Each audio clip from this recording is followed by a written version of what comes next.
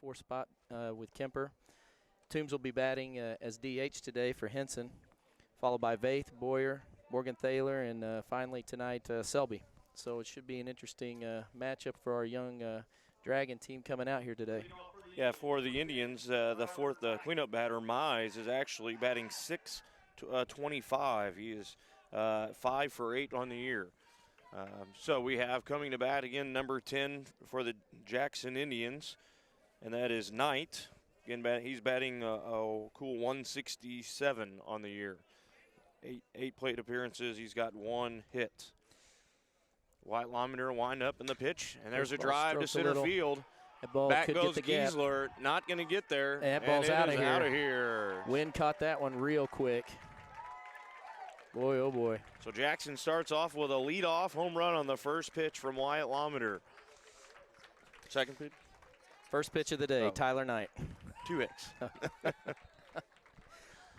Wow, that was a shot too. I mean, pretty much a line drive, not too high. Yeah, it got pretty out good of here line quick. drive. Not sure which way the wind's going. I don't see any flags out here to. Can we pull here, Toombs? Pull some hair out of my arm and throw it up and see what happens. I think it's blowing out straight left, from what I'm seeing. Now batting number 2, Brown, for the Indians. He's batting 200. He's 3 for 10, 2 walks. Lominer brings the first one in for a ball. Looks like Drew Brown digs in. Lominer brings it home. Good pitch.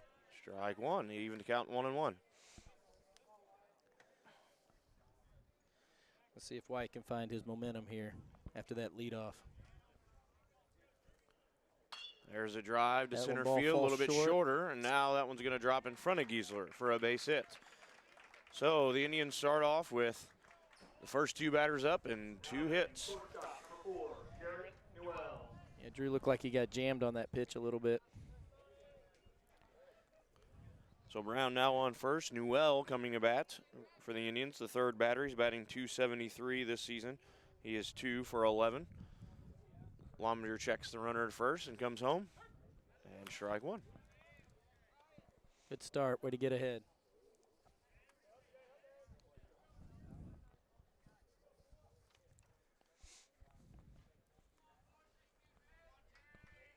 Defense looking to play straight away.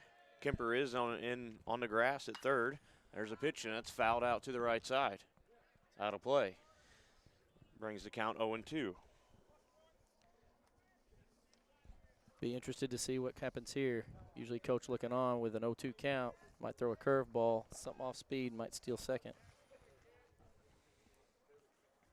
So Lomender will dig into the rubber again. Jarrett Newell looks on. They'll wind up the pitch. Ball high. Tried to get him to swing up top on a fastball. But Jarrett wouldn't bite. 1-2 the count. No outs here in the top of the first. Runner on first. The catcher sets up low on this pitch. There's another shot. That's going Started down the left field but side. It's coming back in fair. That'd be Derek Morgenthaler. There's foul a tag. territory catch. No. The runner will not advance. So good job by Morgenthaler to get there, set up, get the ball in quick to keep the runner at first, keep the double play alive. All right, number 4 hitter comes up right now. Ryan Mize. Mize again batting .625 on the year. He's 5 for 8. He's got 4 runs. Hopefully Lomender can give him something that he can't handle, something nothing too good across the plate, especially with the wind blowing out like it is right now. Mize has hit a triple and a double and 1 RBI so far this season. So Brown with a good lead at first, and Mize swings and miss on a fastball up. 0-1 the count.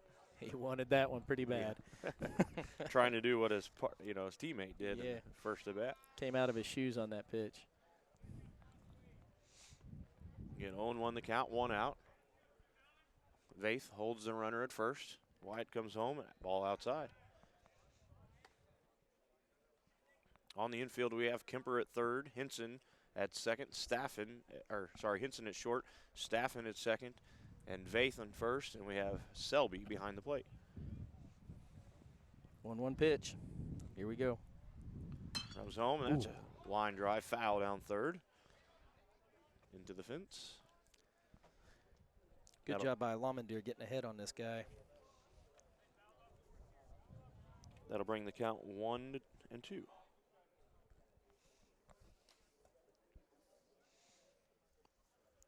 see how aggressive the coach is for Jackson here on this pitch. Brown, normal lead, maybe creeping a little bit further. Leaning, he There goes. Pitch of the strike. Selby throws down and not in time. Oh. Close play, but Brown with a stolen base. Good pitch by Lamandir, though. He got the batter. So we got 2 outs. That is the first stolen base for Brown on the season, the junior. In up the bat is number 9, Turner. He's a senior, batting .250. He's 1 for 4. Wyatt checks the runner at second. Strides. Strike 1, sorry. Lamandir's doing a good job getting ahead of the count on the first pitch. Throwing a lot of good fastballs straight over. So 2 outs now as the last batter struck out. Again, Lamandir checking the runner, strides home. Ball outside.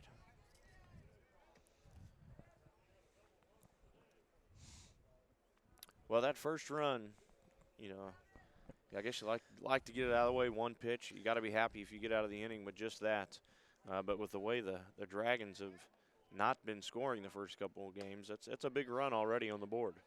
Yeah, and as a momentum builder to start off the game, first pitch, and then he drives it right out of the park. Sometimes it can take it right out of your sails from the get-go. Now we have the count 2-1 on Turner. Lamandir doesn't seem to have diminished any by that. Ball high, 3-1. Looks like he's getting away from him a little bit. He's going to have to settle down here and come back in. Again, we have Brown leading off a second. Hinson and Staffen trying to keep him close. The pitch fouled straight back. 2-2 the count. Full house coming up. Let's see what the batter does here. See if White gives him anything good to hit. I think if he keeps it close and goes to the outside, he may get him. Outfielders playing straight away, a little deep for Turner.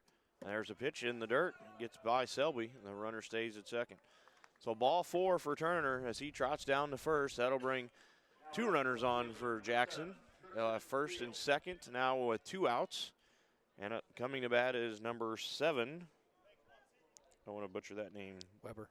Thiel? Yeah. Thiel. Thiel. Good and start he takes pitch. strike 1.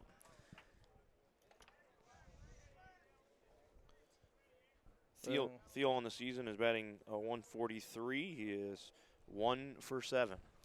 You hate to lose the full count, but it doesn't really do a whole lot of damage with lead runner at second right now.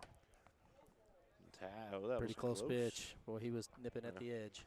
Maybe a tad bit low outside. What do you think, Russ? Don't know. I think it probably outside.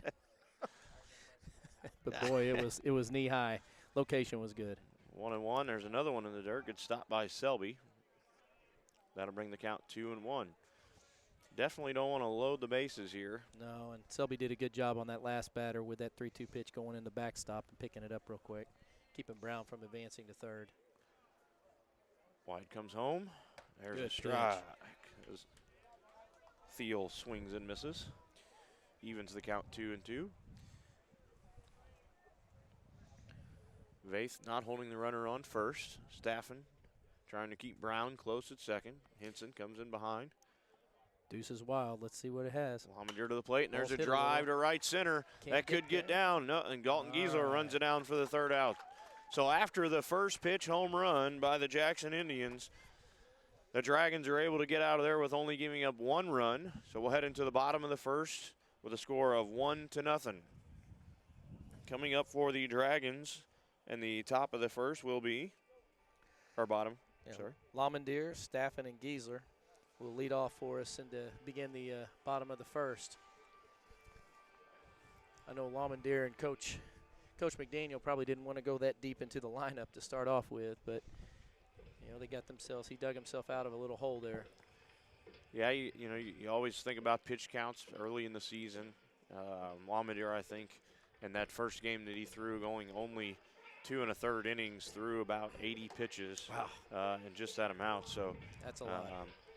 again, just kind of starting off the same way here today. We do have the JV. Want to recognize the JV. They played yesterday a doubleheader against Valley, and was successful, coming out on top against both those games. The first game, the Dragons beat the Warriors 2-0. In the second game, again, the Dragons beat the Warriors 7-4. So it's always good to be able to repeat that twice in a row. And we have a lot of young guys that are actually on the varsity that didn't even play in that those JV games. So again, boding well for the future with these young guys getting some wins and getting some varsity experience. Yeah, and as a coach, you get a young group of kids and you're putting them at the varsity level, and you got a lot of JV kids. It's a trial by fire real quick for some of these kids. Well, I really think, we're only the fourth game in, but I think the young guys have done really well so far. So, with the freshmen and even the sophomores. Yeah. Giving good, not minutes. I can't say minutes like in basketball. So good innings. Giving good innings. Yeah. We'll revert back to that already. Try my best not to. All right. You give me some flashbacks here. So on the mound for the Jackson Indians is number 2 Brown, with my stats that I was able to get offline, he has not pitched yet this season. So this is the first start for Mr. Brown. And he is a junior. So coming to the bat for the Dragons is Wyatt Lamadere, number 25. And he has had 6 at-bats. His average is 0. On-base percentage is for 55. So Wyatt is yet to get a hit, but has walked 5 times. And that's what you want out of a leadoff batter. Absolutely. I mean, obviously you want him to get some hits, but with 5 walks, that's great. You get that leadoff batter on. Hopefully you can move him over and pick up some runs. I've never really paid much attention to the overall hitting stat. It's your on-base percentage as a leadoff that's the most important. So Brown brings it in, and Lamadere looks for a ball outside. And as a leadoff batter, want to look at some pitches, so sometimes you might have to take until you get a strike just to see, and there's ball 2. Starting 2-0, good start. So Coach McDaniel gives him the squeeze the box, little sign down there to make sure the pitch that he wants to hit is straight down the middle as he sees ball 3. Yeah. Looks like both pitchers having a first start here coming out of the gate, sitting 3-0. See if he bears down for one right down the middle. So I would assume Wyatt's still going to have the take sign here as he takes strike 1 inside. Not a pitch he would probably swing at any time, so no, nothing wasted there. Yeah, 3-1 pitch. He wants something sweet here. And he comes got home it. And he gets it right up the middle for a There we base go. hit. Nice job, Wyatt Lamadere, to pick up his first hit of the season and get the Dragons with a runner on base. Now we're going to see what Coach McDaniel's going to do here with Wyatt and his leadoff on. Is he going to try and bunt him over? You do have Grant Staffen coming to the plate. Staffen's got a 300 batting average, is the highest on the team. He is a freshman. He's got a pretty small strike zone too. Yeah, I see in the first game he tried to bunt, or in the first couple games he tried to bunt twice as they throw down to try to get Lamadere at first. He's back safely. And both times he popped his bunt up. So well, that's definitely something he wants to work on, Yes. especially with Wyatt. Yeah, over Wyatt in front of you, second batter. Right. He just And he gets it again, he down. gets that one down. Lamadere safe at second easily. So Staffen does his job, Good moves the runner over to second. Sacrifice bunt. And now we'll step in number 9, Dalton Giesler. Dalton has a batting average of .250. He does have 4 RBIs on the season. He has a double and a single. He is 2 for 8. Let's see if he can zone in on something he can hit to the right side. The pitcher brings it home, ball outside. Gives him a curveball straight up. Left fielder playing deep. Straight away, center. Shortstop trying to keep Walmder close as Brown comes Good home, pitch, and there's and he a goes pitch to the right side. Nice job. Geezer's retired for an out, but Lamontdiere able to move over to third, so better than nothing. Obviously, you'd want the hit, but again, being able to hit it to the right side and move the runner over to third, and now you're hoping for a pass ball or a base hit. Yeah, a lot of potential options here. Hopefully a mistake on the pitcher's part or pushes one through. Steps in Waylon Kemper. His batting average is also 0. He has had 9 at-bats. That's the second guy who started off with a curveball down in the order here for the number 3 and 4 hitter. Kemper be looking for his first hit here as the count is now 2-0. He gets a favorable count, 2-0. If he sits on it and he gets the right pitch, it could be batter's delight here. Brown comes set. Stride home. Strike one. Oh. 2-1 the count. Belt high fastball. Yeah, you know, not that I think they've watched a lot of pitches, but talking with Coach Gibson today, he's really encouraged the guys in so many ways to be more aggressive as Kemper takes ball 3. You know, especially when you got the count or you got 2 strikes, you know, you got to give a little bit. You can't be so picky. Absolutely. Brown comes home to Kemper. There's a shot down right field side. It'll be foul, bringing the count to full. So bottom of the first here, 2 outs, 3-2 the count. Wyatt Lamontdiere on third. Waylon Kemper up to bat. We'll see if he tries a little razzle-dazzle here on a 3-2 count. His curveball hadn't hit yet, but he's not afraid to throw it. Here's the pitch. And Kemper nice drives it job. into center field. Nice batting for Waylon Kemper as he stayed back. That was, I don't know if that was a curveball He threw or a change-up high and yeah. left it up high, and he paid the price for It it. was something off speed, and Kemper did a good job of staying back and driving that in the center. So Waylon Kemper gets his first hit and first RBI of the season to get the first run on the board for the Dragons and tie the game 1-1. Now batting Drew Toombs. Toombs is batting .250 as he has 4 at-bats. Or he's got actually 9 at-bats, but 4 walks on the season. Dragons doing a good job getting ahead of the count at the plate right now. Ooh, nice pitch. And there's a strike one. Brings the count 1-1.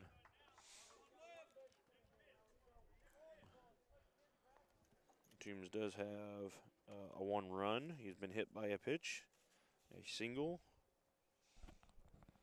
no RBIs, and he grounds it to short. They decide to take the easy play to get Kemper out at second. So the Dragons are able to tie the game 1-1 off a Waylon Kemper base hit to center and scoring Wyatt Lamontdiere. So that'll take us into the top of the second. Again, the score is 1-1. Coming up for the Jackson Indians will be, I think Weber batted last. So it'll be Weber, Nope. Dobbs, and Pease. Weber, Dobbs, So and you're Pease. 7, 8, and 9, low end of the order. Hopefully Lamontdiere can make short order of this. Yeah, it'd be great to get that run back, even the score. Lamontdiere come out and have a good quick inning. Yeah, it's a big confidence boost when your team can come out offensively and match up one, bring the game back to even.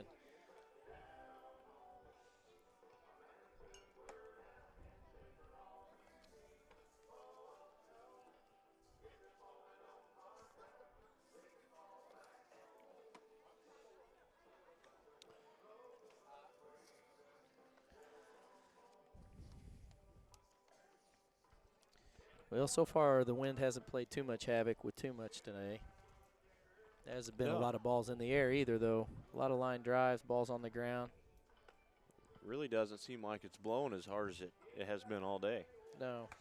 Well, we're kind of hidden right here at the building, but you don't see the trees moving too much. Hey, and I'm okay with that right now. Yeah, because I think the weather called for after lunch. I don't know how long, that about 20 miles per hour winds with some gust up to 40. Yeah. Colton Weber steps into the plate. It's number 11. Colton Weber is batting 143. He's had 7 at-bats, 1 hit, and he fouls that one back for strike 1. So Wyatt continues his trend of getting ahead in the count.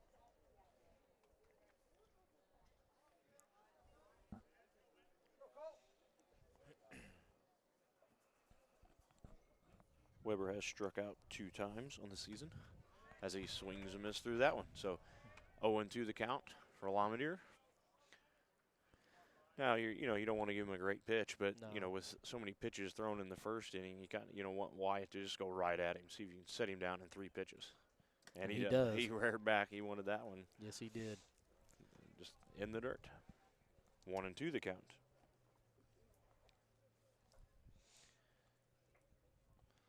I think if he can keep it close, he might get this guy to bite. Here's the windup and the pitch. Nice pitch. Tad bit outside. Couldn't get him to chase. Not a bad pitch, though. Looked Now like you he got to lost come to speed. him.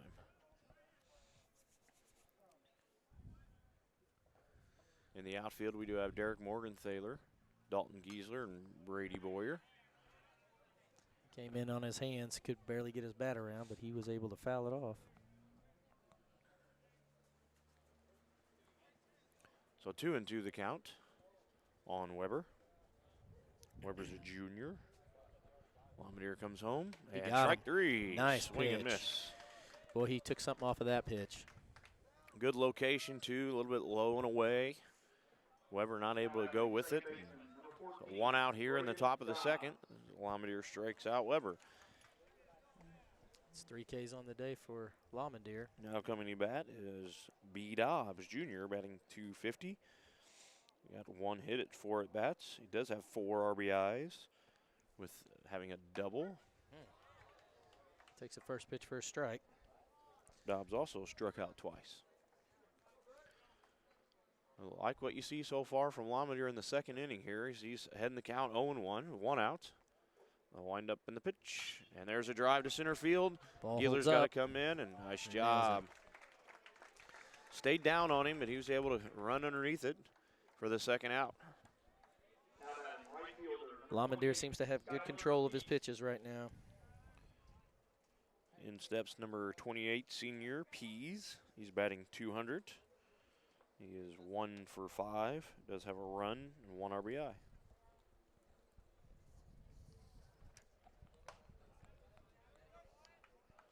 Ball got away from him up high.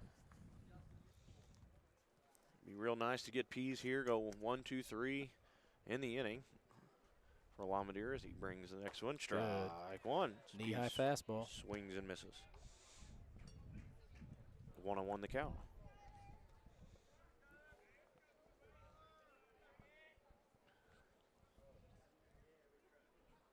There's a drive to right field. Brady Boyer going back. It's going to get over his Chasing it head. down over his head. One hopper off the wall. Could be 3. He's Yeah, going to Pease attempt. is Nope. at 2. He's going to stay.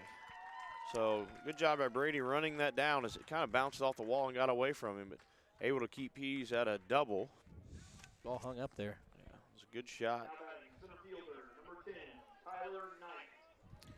Knight with his home run. First pitch last time. Back to the top of the order. Let's see if he gets overzealous here and swings away at the first fastball that comes his way. Pease with a lead off at second. Lamontdiere comes set. Checks the runner twice. Home. Ball gets away from Selby. Outside, probably a wild pitch. Yeah. Still catchable, though. Yeah. Young catcher's got to learn to move his feet a little bit. So that'll move Pease down to third.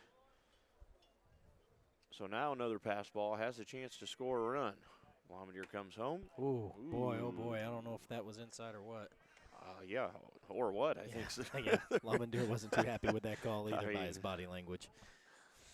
Yeah, bit inside. Coach as McDaniel even asked. Yeah. A bit inside. Inside of what? Well, he leaves it 2-0. This guy's got to swing. There's ball 3 in the dirt. So that'll bring 3-0. So, you got a guy to hit a home run off you. Might, maybe just go ahead and throw this one a little outside or getting him chase, and not right down the middle. Drives her right down. Yeah. You know, it's pretty good. There's a run scored by Pease as another hit. Yep. Pretty confident of the coach giving him the swing away with a 3-0 pitch. By Knight. So that's 2 RBIs by Knight. And 2 for 2. Yeah, you know, you think a lot of times 3-0, so as a pitcher, they're not going to swing. But at the same point, you know, you pretty much lost him. And putting him on base may not be, it's not going to kill you. You already got a runner on third. And you know, being fast, he probably will steal. Yeah. At least I would assume he is. Here comes Brown up to bat. Brown had a base hit last time up. So it looks like the top of their lineup is definitely coming through right now. Yeah. And not great other than Mize on the Indians, and nobody really over maybe one or two guys over 200, but and all of a sudden they're hitting away here. Well, third game of the season, all you need is one good at bat, and all of a sudden you go from batting 200 to 400. Yeah. That's ball 3. So Lama were able to get the first 2 outs here pretty quick, hoping for a good inning, and has now gotten himself in some trouble again. As he brings it home, strike. 3-1. I think that one was just, 3-0, probably going to be a strike. Yeah, he's just going to. Because that one looked off the plate more than the other one did. Wouldn't surprise me if he did a hit and run here. Lamir checks the runner. He's going home. There he goes. Hey, Ball outside. Ball 4. Now we got runners at first and second, as Knight is going to be at second, and Brown will trot his way down to first. And then brings Newell up. Newell. He struck out last time up.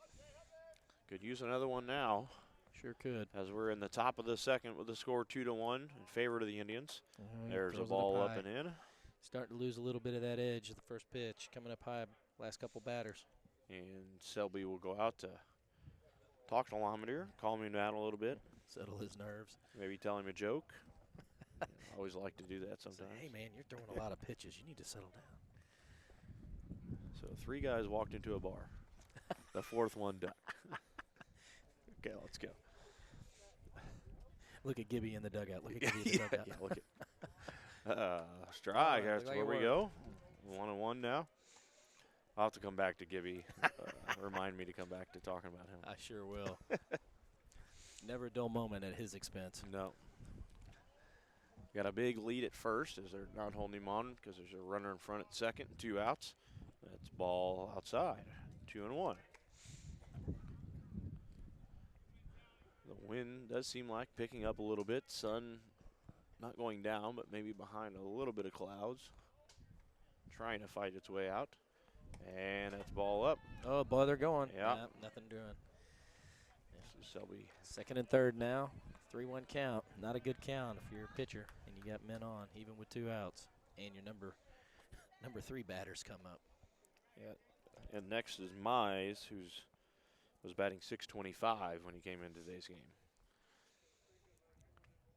So I'm here. Strike 2. So we got a full count, 2 outs. Runners on second and third for the Indians. Somebody needs to make a good play here. Lamidir sit him down and get out of this inning with only 1 run.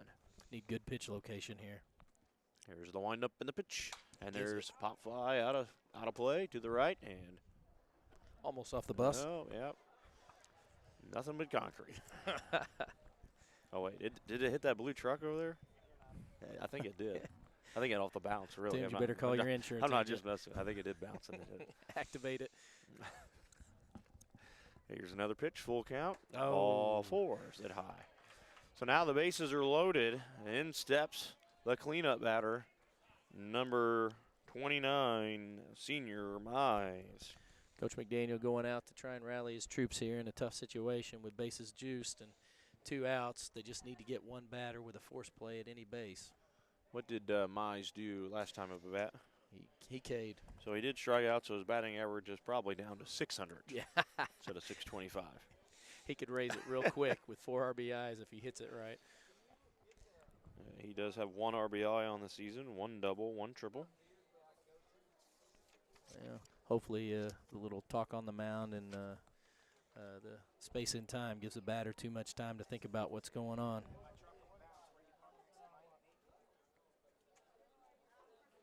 Mize has struck out once. Now back for the Indians, first baseman, number 29, Ryan Mize.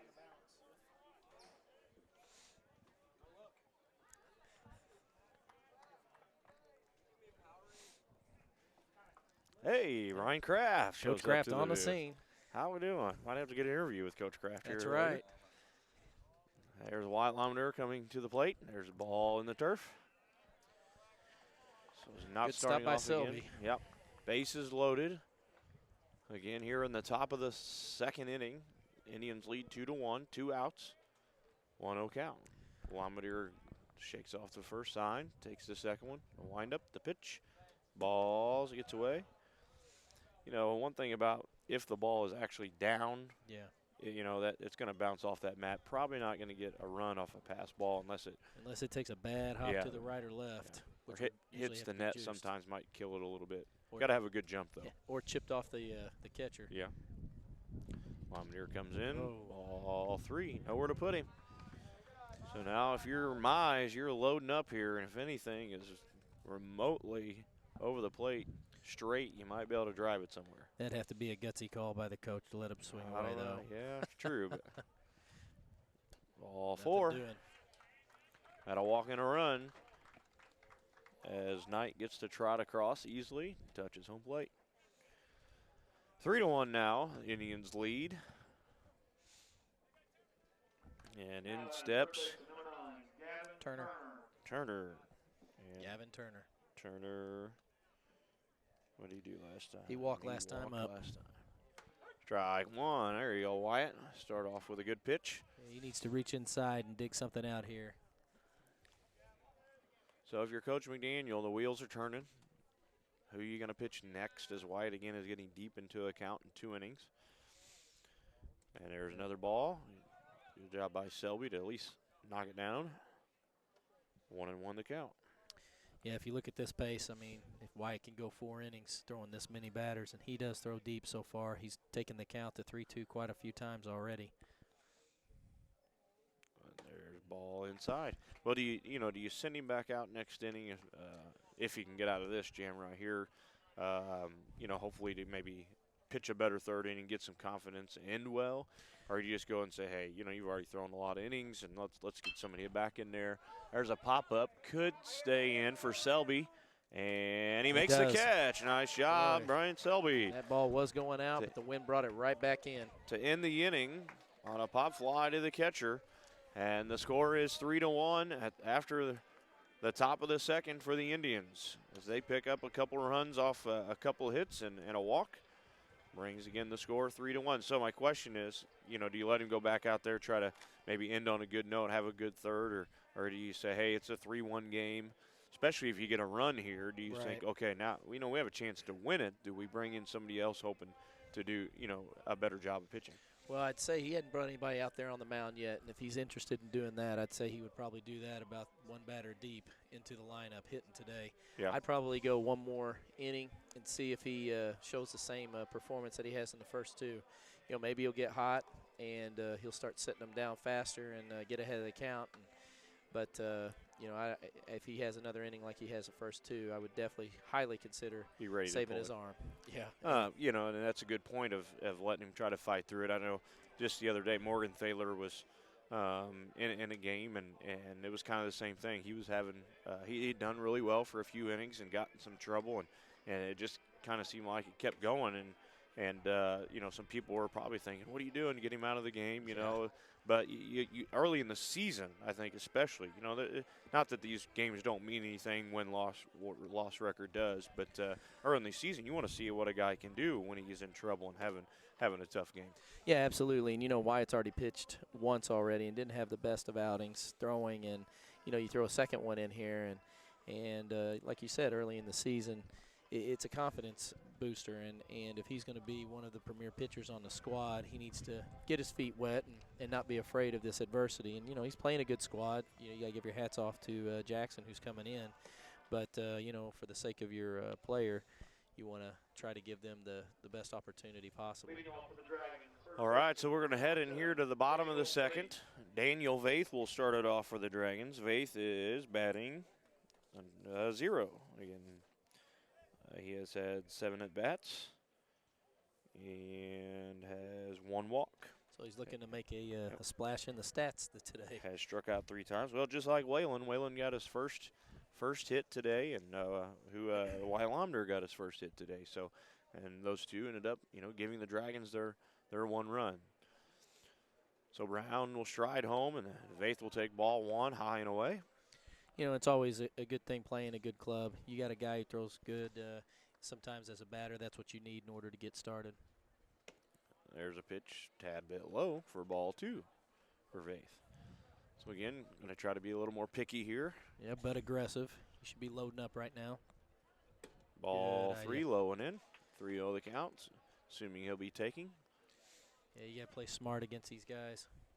Yeah, you need the base runners to score runs as he takes strike 1. Taking all the way. Yeah.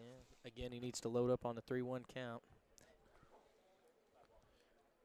Base digs in. There's a pitch. Fouls it right back to the left. That's the pitch you McDaniel with the wanted. play. Finally, he moved. The other day, he wouldn't even move to go get one of those. Didn't even try. Must have been one It of was- those days. Well, it was cold. I was up here. Nobody was moving. As Vaith takes ball 4. So way to start off Vaith. Get the base runner. Definitely make sure he went full in the count. And not to say anything against our team so far, but we've had him go pretty deep in the count so far Yeah. himself. So Brady Boyer will step up for the Dragons. looks like Coach McDaniel wants a pinch runner here. Freshman batting 167 this season so far. He does have 1 hit at 6 at-bats. Did have a single. He scored 2 runs and has walked twice and struck out twice. We do have a pinch runner for Vaith, Bobby Seibel. Bobby Seibel.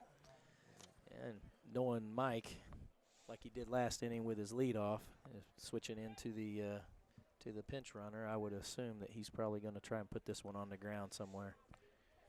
Yeah, you got Brady up and Seibel. Not sure about the speed on Seibel, but definitely you want to move the runner over. Let's hope he smart enough not to get picked off here. And he loads and swings away as he Oh, pops sure it up. does. And that'll be the shortstop. We'll call off the second baseman for out number 1. Got jammed on that pitch. He was a little up and in. Yeah, Couldn't handle it. being aggressive.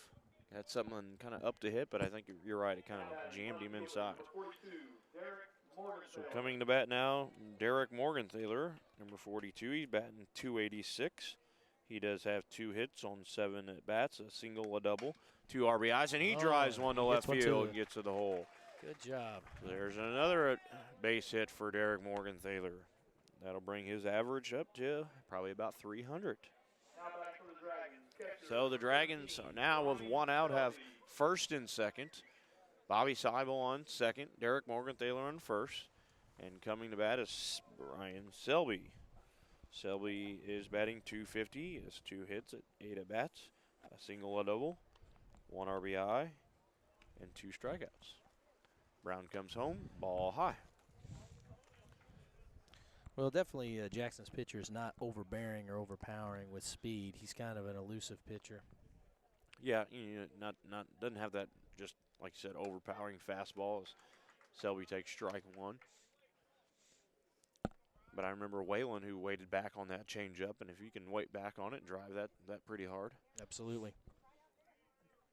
Got a big lead at first as they're not holding 1-1 count. on Morgenthaler, and Selby's That going to could drive fall. that to right field. That is tough. The right fielder goes over he and lets lets it it drop drop. in front of him, and we will have. Oh, got the force unfortunately out at got the second. force at second. Morgenthaler just didn't know what to do, and that was just a tough call on him. You don't want to go too far and then be doubled up on the catch. And It was a good heads-up play by the right fielder. Get it straight off the drop and just turn and burn right to second base. so we do have first and third with 2 outs now as Whitelander comes to play. We have a pinch runner for Selby, the catcher, and that'll be number 26, Camden Rowe. So with 2 outs, probably not going to steal. You know, don't want to run into that 3rd out. And got to have a base hit to score anyway. Yeah, he'll probably take the base though on a pass ball. Yes. As Weilander takes ball 1. Change up outside. Be good for Weilander to get his 2nd hit of the season here. He can help his cause right here with a good stroke up the middle. Wind up in the pitch, and Oh, there's and there's a ball. that pass There ball. he goes. There's Camden Rowe down to 2nd. So now you got 2 runners in scoring position. So now a base hit. Camden does have some speed, one of the quicker guys on the team. So if you can find something in the gap, he could score 2, as Camden should be taking off on contact for the most part. Except unless it's right in front of him. Well, Wyatt's got the perfect count right now. 2-0. Runners in scoring position. He could drive this. Brown comes home, and he he takes was a looking cut. to. Yeah, fouls it back. Brings the count to 2-1.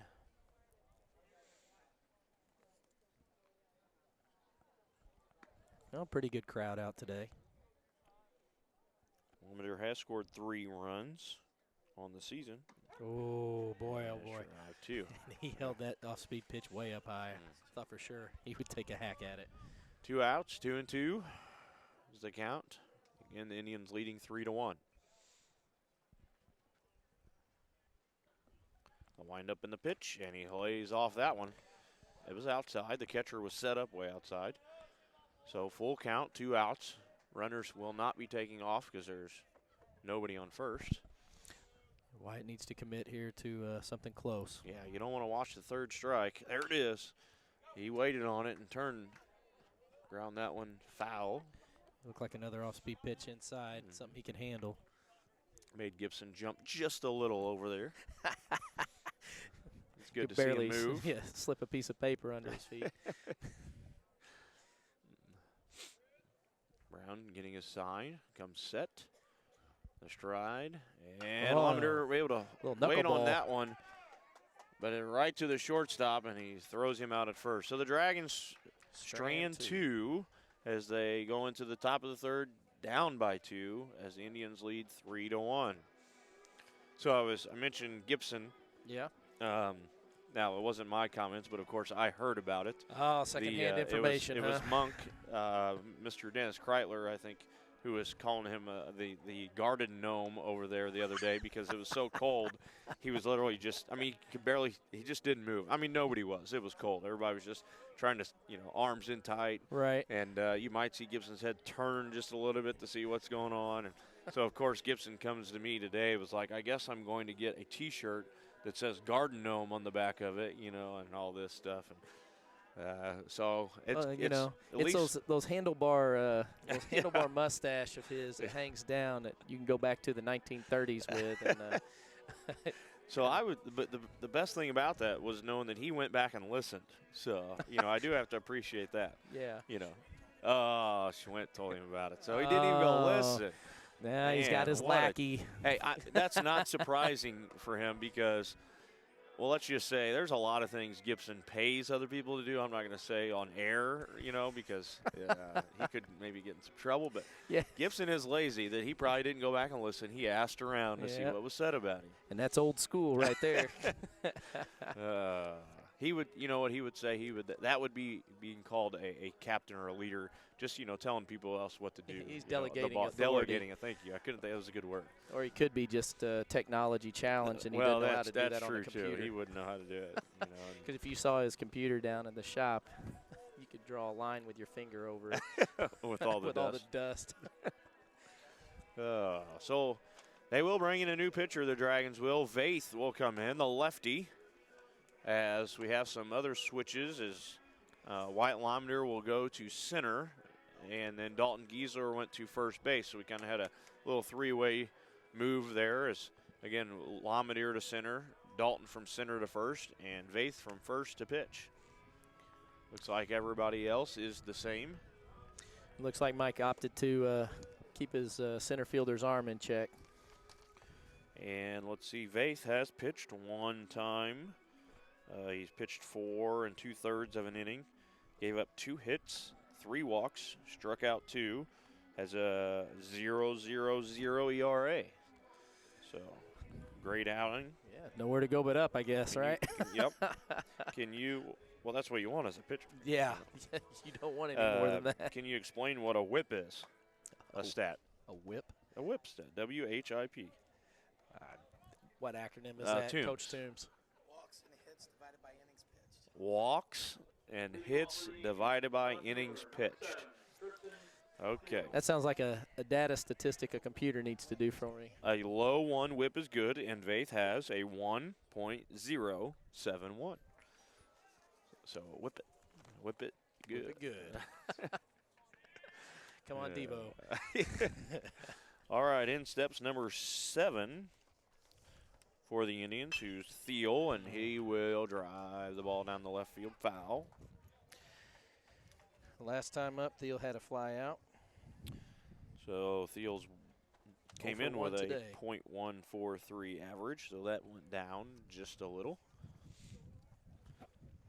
So Vaith gets ahead of the count, 0-1, his first pitch.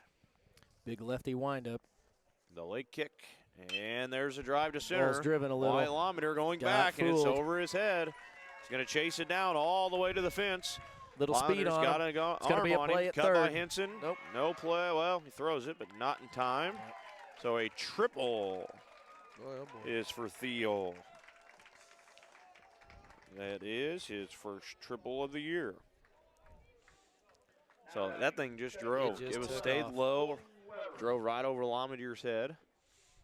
I'll tell you, you drive this ball out in the outfield somewhere and just get a little bit of height on it, it just carries. Well, we dig in now with no outs. Counts 0-0 against Weber. Weber came in batting 143 also, but honestly that doesn't matter because everybody that's batted in the ones has driven the ball, hit a home run, triple, double. Weber looking to pick up an RBI here. Vaith. Starts out 2-0.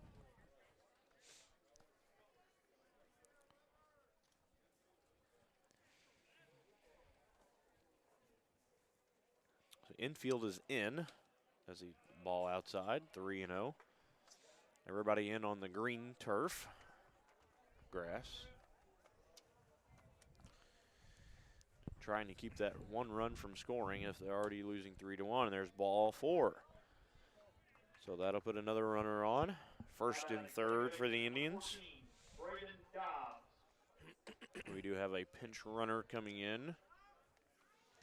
Well, and their coach could force the issue here with a, a takeoff here and try to get them in a little rundown, get third man in. So number 6, Pele, will come in for Weber to run. Pele is a junior. Dobbs digs in from the left side. Drag bunt would be nice. Pele has not had any stolen bases yet as ball 1 is taken. Dobbs was batting .250 when he come in. Vaith checks the runner, ball 2. It's a little shaking. You can tell Vaith's not, kind of rushing a little bit. Yep, that's 5 straight balls in a row. He's gonna take his time, deep breath. Bring him something to hit. I know you don't want to give up a hit, but ball 3 in the turf. Struggling to find the zone right now. Body language is telling it all. And Coach McDaniel will go out to talk. McDaniel, number 11 on the jacket today, was 5 the other day. She's just switching numbers. Is that legal? Hey, when you're the head coach, you can be any number you Do want. whatever you want, huh? I don't think it affects the roster any. Gonna walk out there with no shirt on. Next time. Guns ablazing. With a big S. Yeah. That painted number on his back. Yeah. All right, this might be a good time to start our trivia question.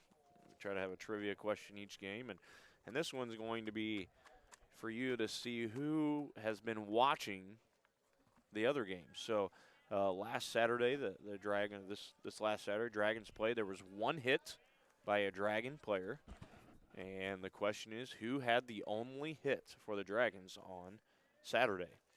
So if you can contact myself, Banks, or Toombs, you get a free hot dog. Sounds like a lonely day on the offensive bench that day. Now batting right fielder, number 28. Well, that's 8 straight balls in a row. If you're in the booth, you can't play, Kraft. You got to go down into the stands, Yep. Kraft. You can call us from It's there. just for the at-home people Yeah. that are listening. I guess they could be listening and sitting in the crowd, you know, getting the commentary, the great commentary with the game, you know. So we do have bases loaded for the Indians, and there's a foul ball. Finally starts off 0-2 here. No outs, though. Bases are juiced. That's strike 2 on Pease. And we do not have – don't know what Pease did last time. He got a base hit last time. He led off. He's the one who ended up scoring. 0-2 the count. Vaith comes home. There's another foul ball. Infield's in, trying to get something going here. Maybe a force out at home plate and another one back at first base. Yeah, with no outs, down by 2, want to try to keep as least amount of runs from crossing the plate as possible. So, but the runners get big leadoffs as there's a ball taken high, 1-2. I just want your pitchers to throw strikes. Yeah, You know, at this point. especially at this juncture. Here's Vaith again coming home, ball outside. Looks like he tried to throw something off speed. A little curve ball that didn't bite in. And he's got to get on top of the ball and stay even with the count. 2-2 payoff. There's a And ground they've ball got to a shot at third. first. There's Kemper. He's going to come home, One. and if he holds on to it, he he did. is out. He got him on the tag. Tough Yeah, throw from Kemper there. And Selby did a great job Yeah. catching the ball and forcing the tag, even though it was a force out at home plate. yeah, good job by Selby. Cradle that ball in. And I think he got spiked, too, for his Yeah. efforts. And it looked like Coach McDaniel's going to have to come out and take a look at the wrist here. So we do have one out. The bases are still loaded as Pease was able to move down to first on the fielder's choice. Selby again being looked at. Yeah, I'm sure they're in the dugout right now telling him to throw some dirt on it and get back out there. At least that's what my coach used to say back in high school. Have not gotten a text yet on who knows the one guy that got the only hit on Saturday. Well, if I'm getting mine, my phone, my phone's over in there, so I couldn't even tell you if could be somebody already texted Banks, but he don't have his phone on him. So I guess you'll have to. Nobody's Nobody- listening, just like them here. No, it doesn't matter. Nobody's listening. It looks like they're trying to doctor. Can we hear some noise from the crowd? Yeah, it sounded pretty solid out Yeah. there. Well, it was injury, so people are Yeah, probably quiet, you know, yeah. respectful for Yeah, the I hate injury. to disrespect that situation. Selby's back out, though, and seems like they just needed to put a little something over it if he was bleeding. Wraith comes home, Oh, and that ball there's a stroked. drive to left field, Straight at the right left at Morgan fielder. He Thaler. catches. Good catch, got the ball in quick enough. Outstanding. Yeah, runners really didn't have time to tag up because it was such a line drive off the bat. So Morgan Thaler did a good job of being in a good position, getting the ball in quick, and 2 outs now. So can the Dragons have bases loaded and get 3 outs? So we're down to 2. In steps Brown. So he takes ball outside. Brown came in batting 200. Newell walked his last time up. Oh, is this new? No, this is Or not Newell, Brown. He was Brown. 1 for 2. There's a ground ball to be second. a tough Staffen play. chases it down. Yeah, Little flip nice to job. Giesler and got him. So the Dragons able to get out of a big jam. They had bases loaded with no outs. Was able to make a play at the plate for the first one. A line drive to left field to Morgan Thaler for the second out. And then Staffen able to chase that one down. A little flip to Giesler for the third out. Well, that's a confidence boost right there because it looked like they were in real trouble starting out. Yep, anything to get the ball rolling, get some confidence, momentum going in your way. And Little delay there, tactic, I feel like, by Coach McDaniel with the injury. throw off the pitch count. So we will go into the bottom of the third with the Dragons down 3-1. Looks like we will have Staffen to lead us off. After Staffen, Mr. Giesler. And then the third will be Mr. Kemper. And if we can get a guy on base, finish up with Toombs as the fourth batter. You know, Staffen last up had a sack on his bunt successfully, so hopefully he can sit in the pocket and have a good lead off here.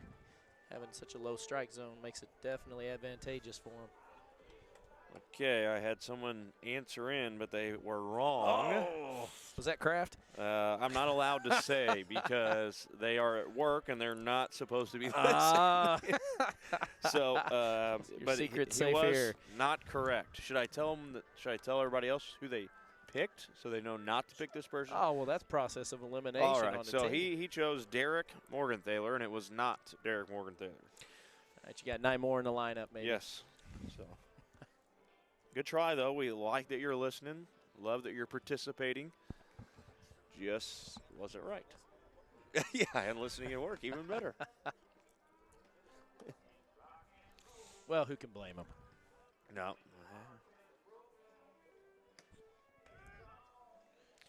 Well, looks like they're staying with Brown again on the mound to start the 3rd inning.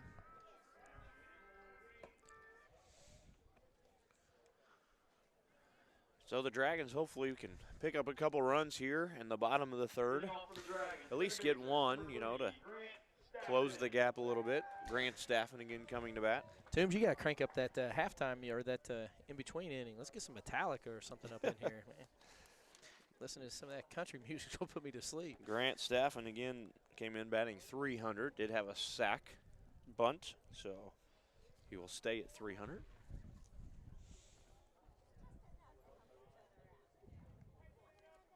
Maybe after another inning, I might have to give hints. Oh, yeah. So. 5'4", weighing in at 126.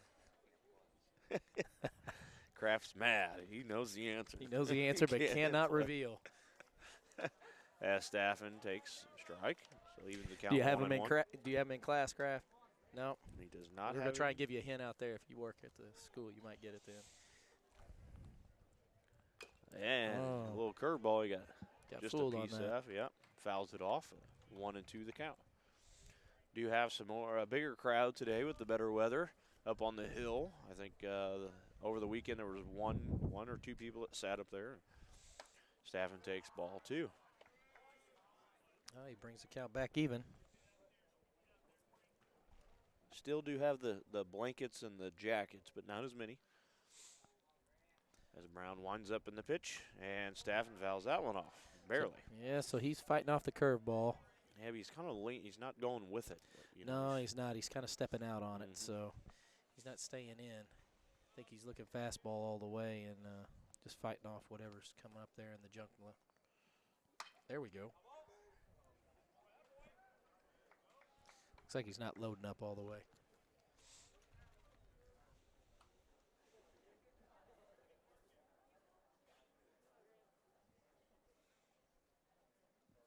There's a pop fly to center. Center fielder moves under, makes a catch for out number 1.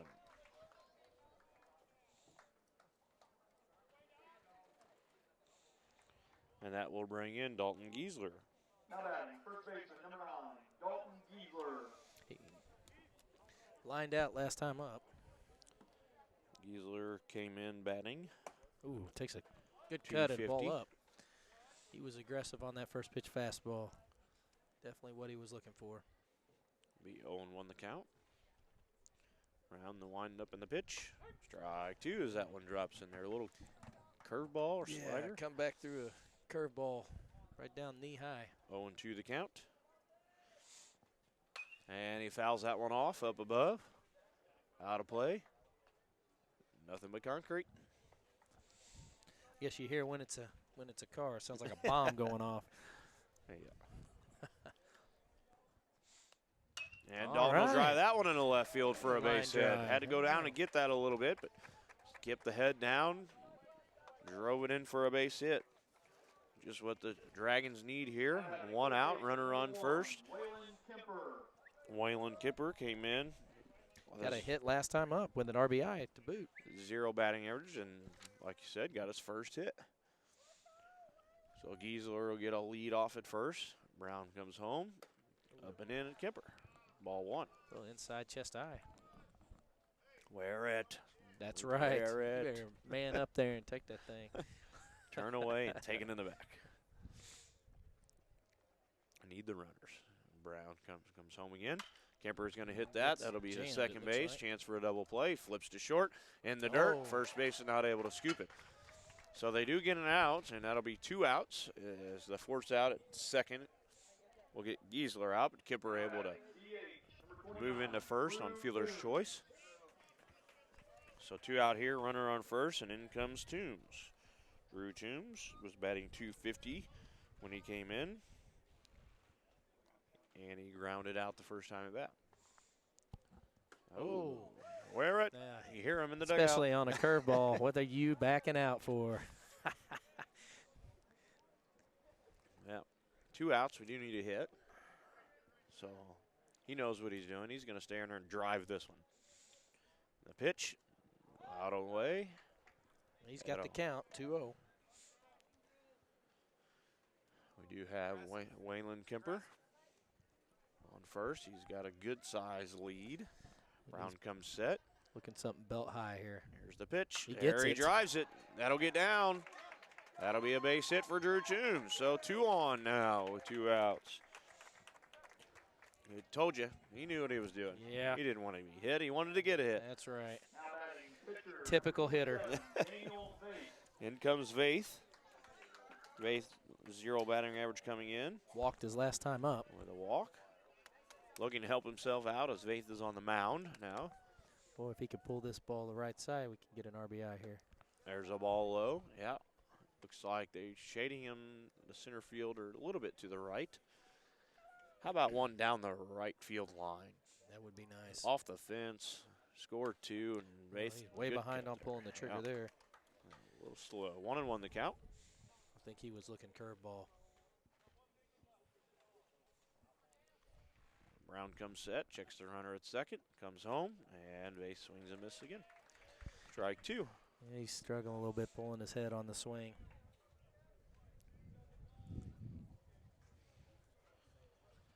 Here we go. Brown comes set again. 1-2 count. Comes home, able to fight that one off, but right back to the pitcher. Nice little toss to first for out number 3. So the Dragons able to get 2 runners on, but not able to move him in to score. So the score is still 3-1. Jackson Indians over the St. Genevieve Dragons. That will take us to the top of the 4th inning. We do have All right, now we're talking. Well, Tim's there you putting on a go. little AC/DC Thunderstruck. Banks got us Yeah. pump up music here. So let's go ahead and, since Banks is kind of excited, we do want to talk about girls basketball. They had a great season, but more importantly, just recently, Madison Reynolds got a good award, and she was awarded the Dream Team by the coaches. The coaches vote for the Dream Team around the area. Anybody that J98 covers, which is a lot of teams. It's not just the conference or the district. I mean, they go all the way up to Fox, Seckman. Yep. Yeah, all the Jefferson County. You go south to Ellington and South Iron. So, again, all the way over to Potosi. You know, all the area teams and then plus some. So all the coaches get to vote on 10 of the best 10 girls or boys. Madison Reynolds was, nominated for that. So a great achievement. I'm sure she knows it by now. Banks, have you been able Yeah, to I talk told to her this morning, but I think she was keyed into it last night when it was announced, and Coach Nick sent it out to her, and I was very excited for her. I know she is, and it's well deserved and well earned award this year. And like you said, there was I saw when I had to vote for some of the girls. I tell you, there was some really good players on there. A lot of high stats. She's among a good elite right now. Yeah, like you said, the amount of players and how good they are is just incredible. Incredible. We didn't have any boys make it, but I mean, and our biggest thing as far as boys is just your points per game, and Morgan was our leading one with 15, but everybody on the team is 17, 18, 19, 20, 21. I mean, they're averaging, and that's probably what a lot of coaches will look at because. Some of them don't really know. I mean, if they're all the way up at Fox, they probably haven't seen any games. Right. They're down at Ellington, they probably have. They don't know what's going on. So coaches will look a lot of times at the statistics and sometimes, for instance, for us, we just didn't have any individual guys that probably stuck out as far as the points and things. So But congratulations to Madison, and shoot, she's got another year as the Dragons get an out there. Henson with a good throw from short. Got Madison Mize has a out. good chance to get it in again next year. Yes, she does. She make a few adjustments here and there, and the team works together as a group. There's no telling what may happen next year. So congrats, Madison. If you're listening, or anybody else, if you see her, make sure you congratulate her. It's definitely a high honor. So in steps number 29, and he That ball's drives the tagged ball to into left, the gap. into the field. gap. Morgan Thaler and Lamidir chasing it down. Lamidir will get to it first. He'll shoot three, and from the fence all the way to the infield will keep the runner at second. So showing off the arm a little bit. Yeah. Well, I tell you what, Jackson's definitely, when they do hit the ball, they're finding the gaps right now. Yeah, that was Mize. Yeah. And incoming number 9, Turner. Turner came in batting .250. Turner had a fly ball last up. So Vaith brings another pitch, tad bit high, ball one. So we have one out here in the top of the fourth. Indians leading 3-1. Mize is on second base. Turner up to bat. Daniel Vaith on the mound. They digs in. Tad bit low and outside. Ball two. So Vaith's got to just calm down a little bit, just like, that last pitch there, he was looking at second when he started his stride. That's kind of tough to do, to turn fine as you're already moving. Ground ball to Kemper. Kemper looks back, Mize at second, throws across, gets the out at first. Nice job by Waylon Kemper. Good look back. Did a good job of getting the out, getting Turner out at first, and keeping Mize at second. So 2 outs now. Brings Thale up. He had a big triple his first time up to lead off the inning last inning, and ended up being stranded. So Vaith doing a good job throwing some strikes here. So he's got 2 outs, and there's strike one. Yes.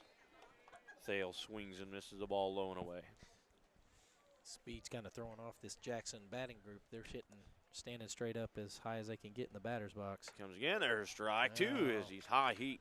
He's They just wanting to chased it. jack one since his Yeah. triple. You can see it in his eyes. Being aggressive, but not really the best 2 pitches to swing at probably. And here's Vaith for strike 3. Nice. Selby caught it on, that's 3 outs. Still good inning by Vaith, just what the Dragons needed. 1, 2, skip 1, 2, 3 inning. But again, a quick one, and that's exactly what the Dragons have needed. They've had a lot of long innings out in the field, and so hopefully they can, again, continue this momentum into the bottom of the 4th inning. Yeah, 'cause this is a long 4th inning. Looks like they're going to stick with Brown on the mound again today. All right, we still do not have the correct answer. I have not gotten it from anybody, so do what? They did. They started today. They've actually started every game at the same position. All right. I have told you, if you've listened, they came in with a 300 batting average. He had the highest batting average on the team. So we'll see if that helps out, because, we only play 7 innings. We're going to be running out here. Nobody's going to get a free hot dog. I don't know. Did Schwinn? And who doesn't want a free hot dog? I wonder if Schwinn ever got his. If they don't get it, do I get to take it by default? We might have to give it to Kraft, because he knows it. He's chomping at the bit. Yes, he is. Probably hungry, so. Yeah, turned down a good meal. All right, in steps Brady Boyer for the Dragons. The right fielder. Brady again came in batting 167. Flew out last time up. See what he can do a second time at the plate. 2 walks on the season.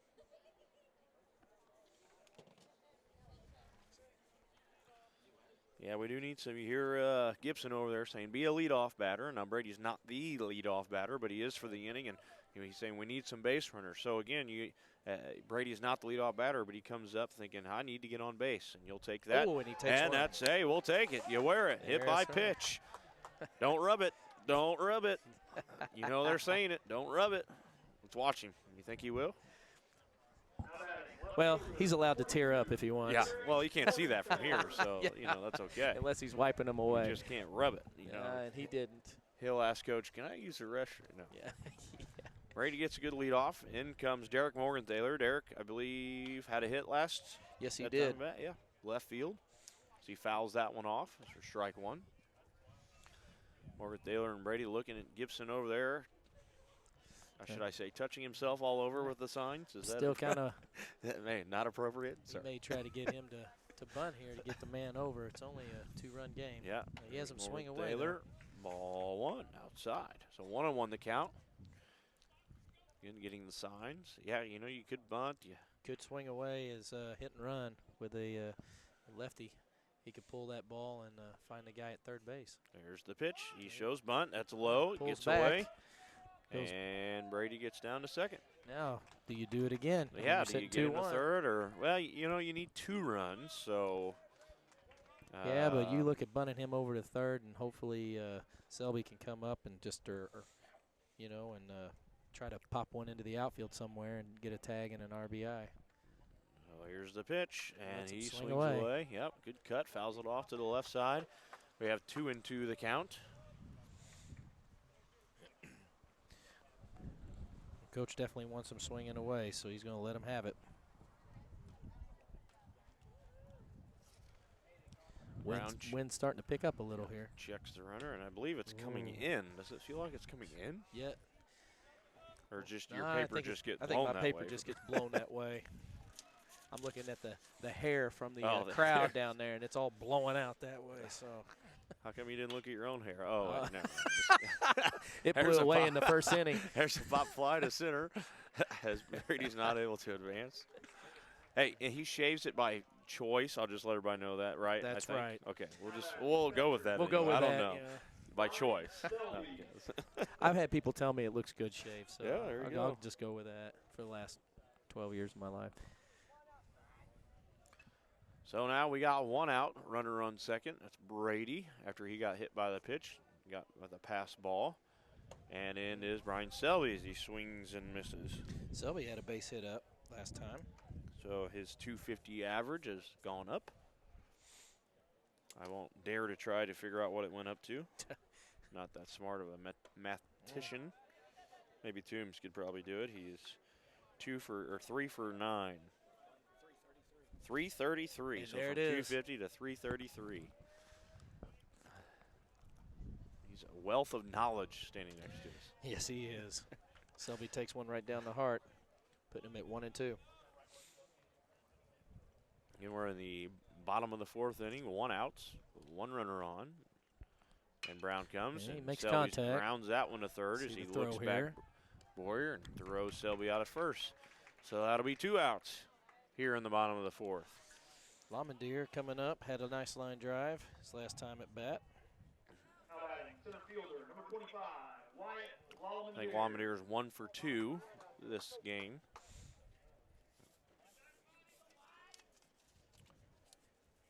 So again, we have 2 outs. Runner in scoring position on second as that's Brady Boyer. They'll wind up in the pitch. Ball outside. It'll be good to at least get this 1 in here. We can get Brady around. Let's trade places. You hear that saying a lot. Yeah, Trade places. You hate to leave anybody stranded when you start the inning off with nobody. Yep, there's a foul. Fouled that off. You just can't be patient.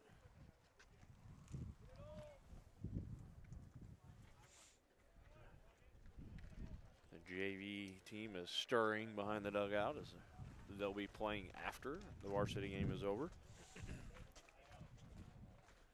Lamontier digs in, staring down the pitcher. Brown checks the runner at second, comes home, Oh, there's a and pitch up. ball outside. Looks like it didn't bite in on Yeah. the curve. 2-1. We'll take it.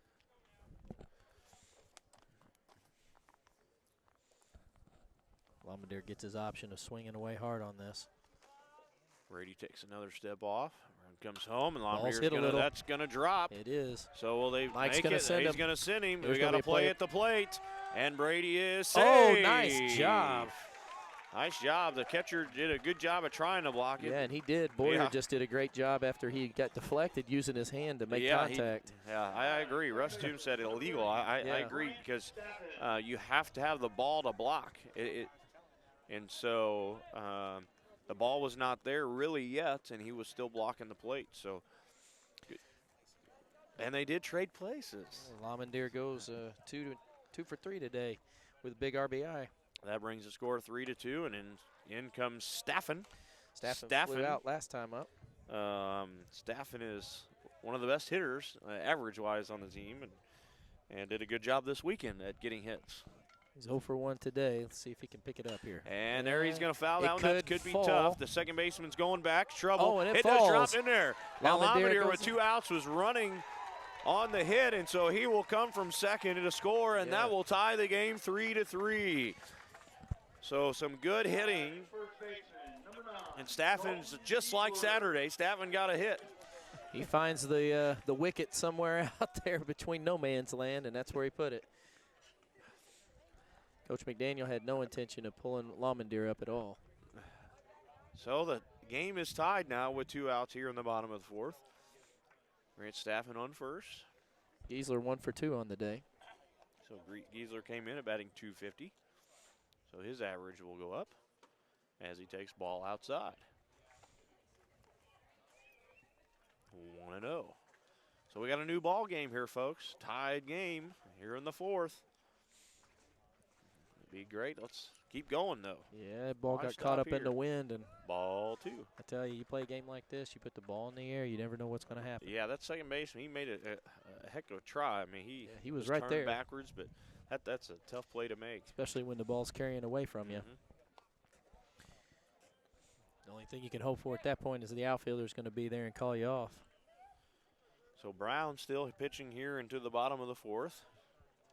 Giving up 3 runs now as he brings a pitch to Giesler for strike 1. So 2-1 the count. Well, 2-0 count. If he didn't want it, let it go. Giesler sporting the red undershirt, which he's done all year. I don't know if it's a lucky thing, but It's definitely not a St. Jean color thing. Nope.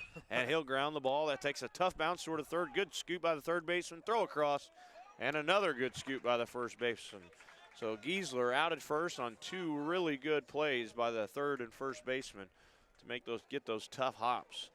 Thought maybe he was going to beat that one out. Yeah. But the Dragons do damage as they tie the game 3-3 with a couple little bloop hits and some good base running by Brady and Wyatt. And the hits with Wyatt and Grant Staffen. So we'll go to the top of the 5th, and we have a tied game 3-3. Well, and this is what you want to see in the 5th period. Listen to me. Does basketball even have 5 periods? Nope. No, you go in the 5th inning, and they tie the game up and give themselves a chance to win this. And, I'm sure that Jackson didn't expect this from our young ball club. And, if he can stay in control on the mound and stay ahead and keep getting them to hack away at it, St. John definitely has an opportunity to come away with a big win today. So Vaith will go back to the mound as he had a really good 4th inning. Struggled a little in the 3rd. Really good 4th. And so he's back out in the 5th. Do want to talk, let's talk a little, what do you say, golf.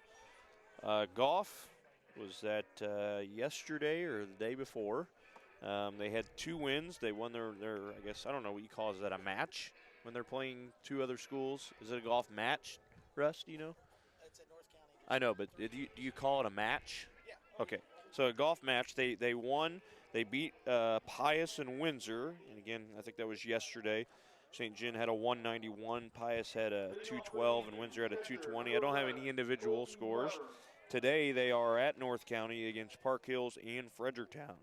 So golf starts off with 2 wins. Colton Weber steps up to the plate. Hopefully they will keep that up. And starts off 1-0. they also play at home. They have a match at home tomorrow against St. Vincent and Perryville. It's supposed to be a nice day. There's a line drive. Oh, right over Henson's glove. Good effort. Diving effort. Yep, just didn't quite get there enough. That's Weber's first hit on the day. We do have a courtesy runner. Now batting second base is Number 6, Pele, will come back in and run. So Braden Dobbs steps up with a fly out last time. So the Indians here in the top of the 5th get a runner on first with a base hit just past the shortstop. So no outs, runner on first, number 14, Dobbs. The lefty will dig in against Faith, the lefty. The pitch, and swings and misses. Pulls his head on that one, really trying to rip the ball. Yeah, well, I'm sure they're seeing Vase fastball here, and when he leaves it up, they're thinking Yeah. stars. Can't really tell if Faith has, as he comes home, ball in the dirt, if Faith has a lot of movement. You know, lefties sometimes have some, movement on their pitches. I'd say he's a KY ball thrower. A lot of off speed and junk. Pass ball there, got the runner over to second now.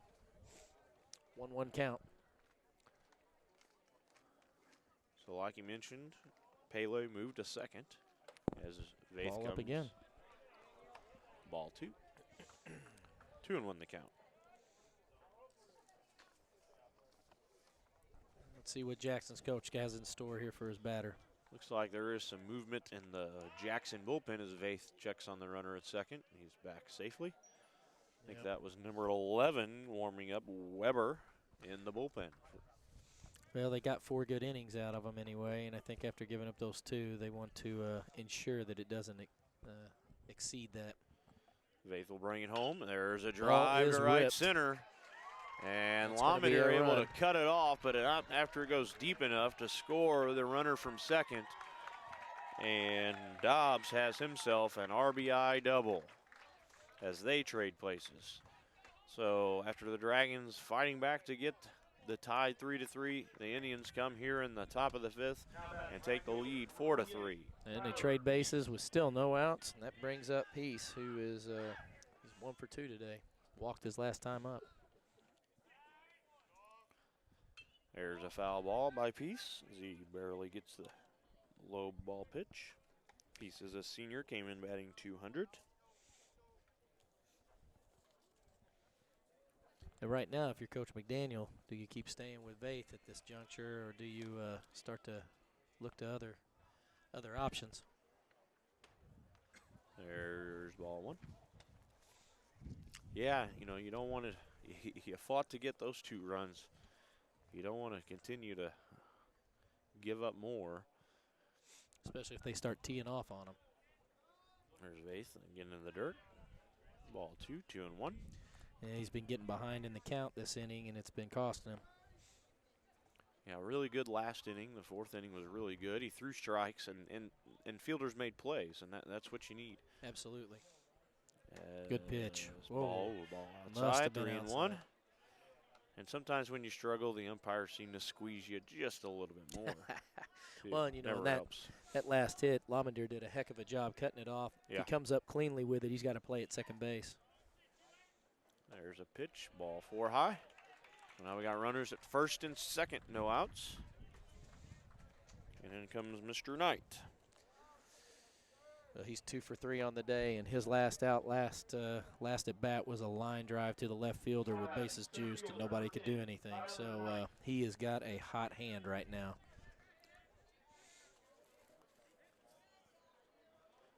Faith will check the runners and come home, and there's another one just in the dirt. I was trying to throw a changeup. He's letting up too much, or it's almost just dropping out of there before it gets to the plate. Yeah, he's not following through on the pitch. Here he comes again. That's a little Ball better. outside. Yeah. 2-0. Getting behind again. Very dangerous hitter to do to as well. This kid can smoke the ball.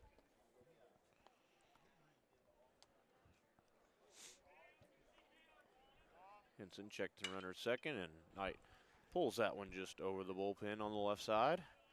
It's almost right above the cameraman. Looks like Don Adamson over there. He didn't have much room to duck. I just kind of hoped it flew over. It's from the Daily Journal. There's another Knight. Another ball up in the That's air. going to be a pop fly there to Wyatt. Wyatt's and runner's all over gonna that. tag, and the throw, and Good he doesn't shot. go. Yeah, All not a right. guy you really probably want to test. Walmadeer's got a great arm from the outfield. Yes, he does. So that'll be the first out as Knight pops up to center field. Drew Brown. Drew Brown came in batting 200 at an on-base percentage of .333. Grounded out last at bat. We could use that here. A nice double play would be, Boy, that would be great. nice. You know, Something right back to the pitcher. Faith brings in the first pitch for a strike.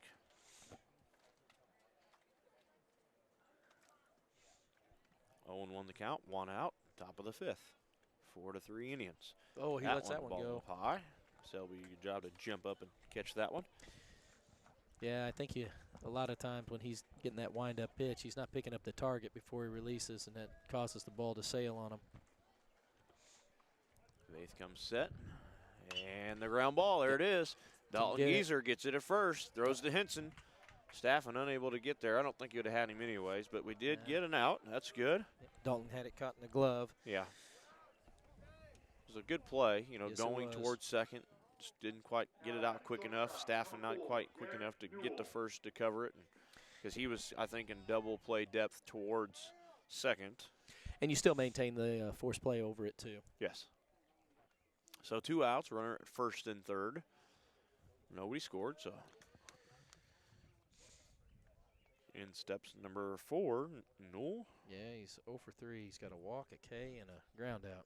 Came in batting .273, and there's the runner goes, Ooh. and they throw to third to check on Dobbs.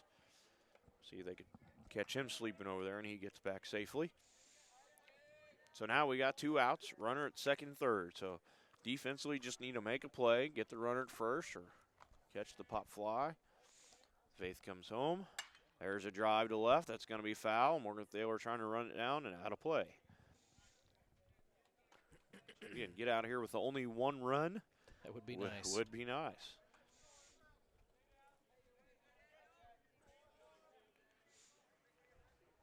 Vaith going to go from the windup. Looks in. Gets his pitch. 0-1 pitch. And off speed, little curve. Didn't quite break. Did not get on top of the ball that time. Talking about Don Adamson over there. We have Mr. Jason Viox down the first place line. Vaith brings in. There's a ground ball to third. Kemper catches it.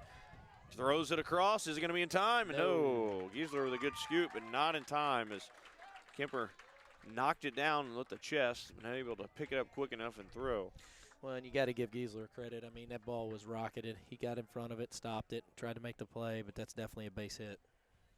So that'll score another run for the Indians as they are up 5-3. And again, we have runners on first and third as the coach gives a call and off the wristbands as the runner looks at the wristband to see what the call is. Thiel's had an up and down day. Start off with a fly ball, followed by a triple. He'll and then take a K. One, a pitch. Oh, And they they got cut a it. run They down. got him. Get throw from Staffen. Yeah, Got him. Got him. So Selby holds on to it. So the old cut, a fake throw to second with the cutoff from the second baseman works perfectly here for the Dragons to get out of the inning. So again, they are going to act like they're throwing to second. You get the runner at third thinking he can go home. Staffen cuts it off halfway down and throws the runner at first, or runner at third out. Good aggressive move. Good call by coach. Yeah, you wonder if the Indians were just trying to be aggressive or just didn't really pick that up.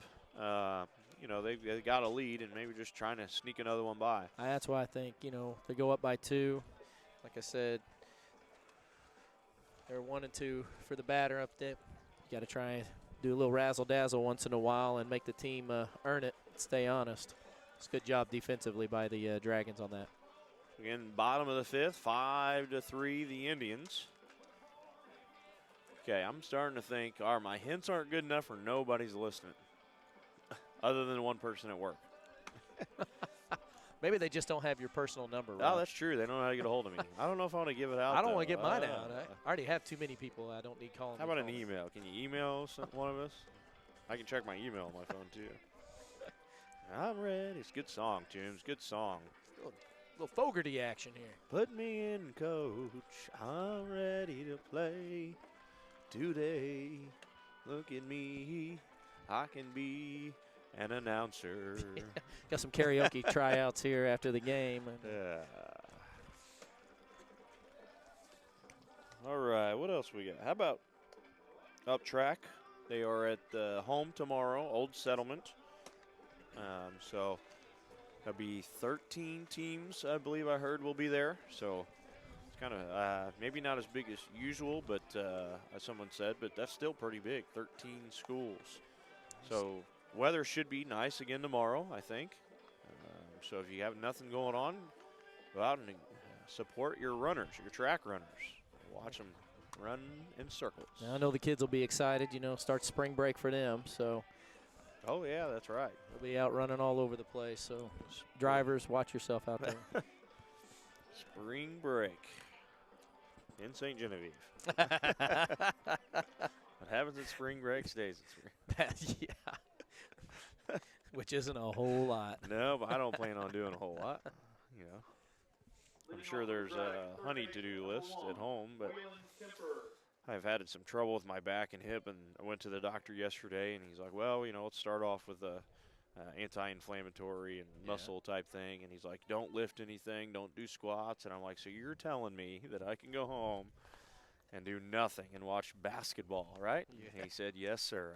Did you get that in writing for your wife? Or? Well, you know, she said, you do that anyway. You've been watching Martin Madness anyway, so what's the difference? As Kemper steps in and takes a strike.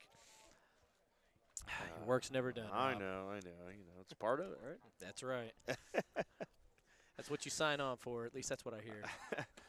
Kemper can't hold up on that one as he's strike 2 now. He's in the hole, 0-2. We'll have to talk about the brackets after the next break.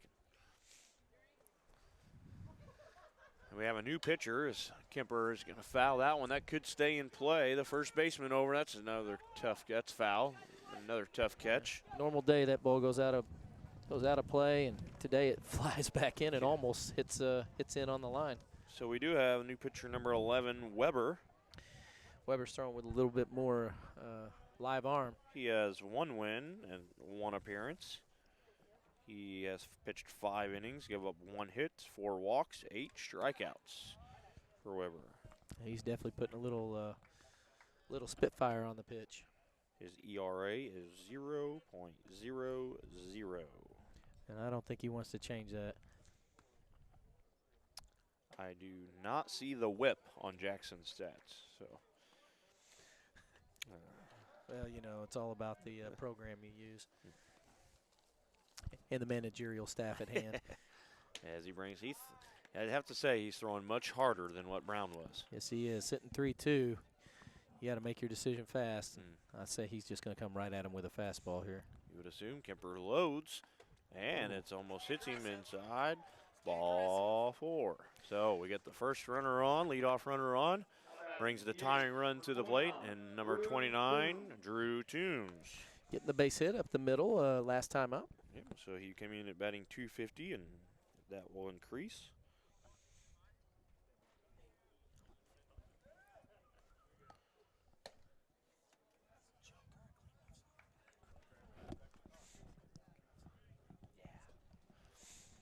Toombs took ball 1.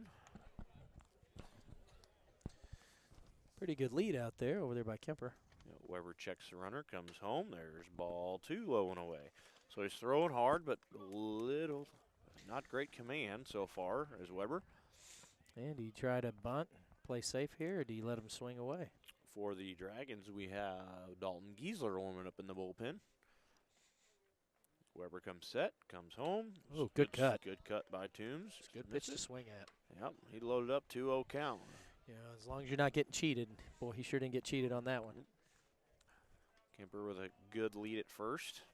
Almost daring him to look over. No, he's not even. I don't think he looked over. I don't Strike 2. Oh, knee-high pitch. Must Yeah. hit the outside corner, too. When he comes, Weber looks pretty tall. Maybe he's coming down at a good angle. Yeah, he's got a little zip with this pitch, too. And Oh, there's look, ball out of gets bounds. away. And it gets past the And catcher. It's going to be a Kemper, play, though. Still a play. Well, that gets away. Center fielder there to corral it in. Pull off the tugboat on him. Yeah, so we have a full count now as that one was ball 3. Kemper able to move down to second. So we got no outs here in the bottom of the 5th. Runner on second. Drew Toombs up to bat. Full count. Needs to protect the plate here. Anything close.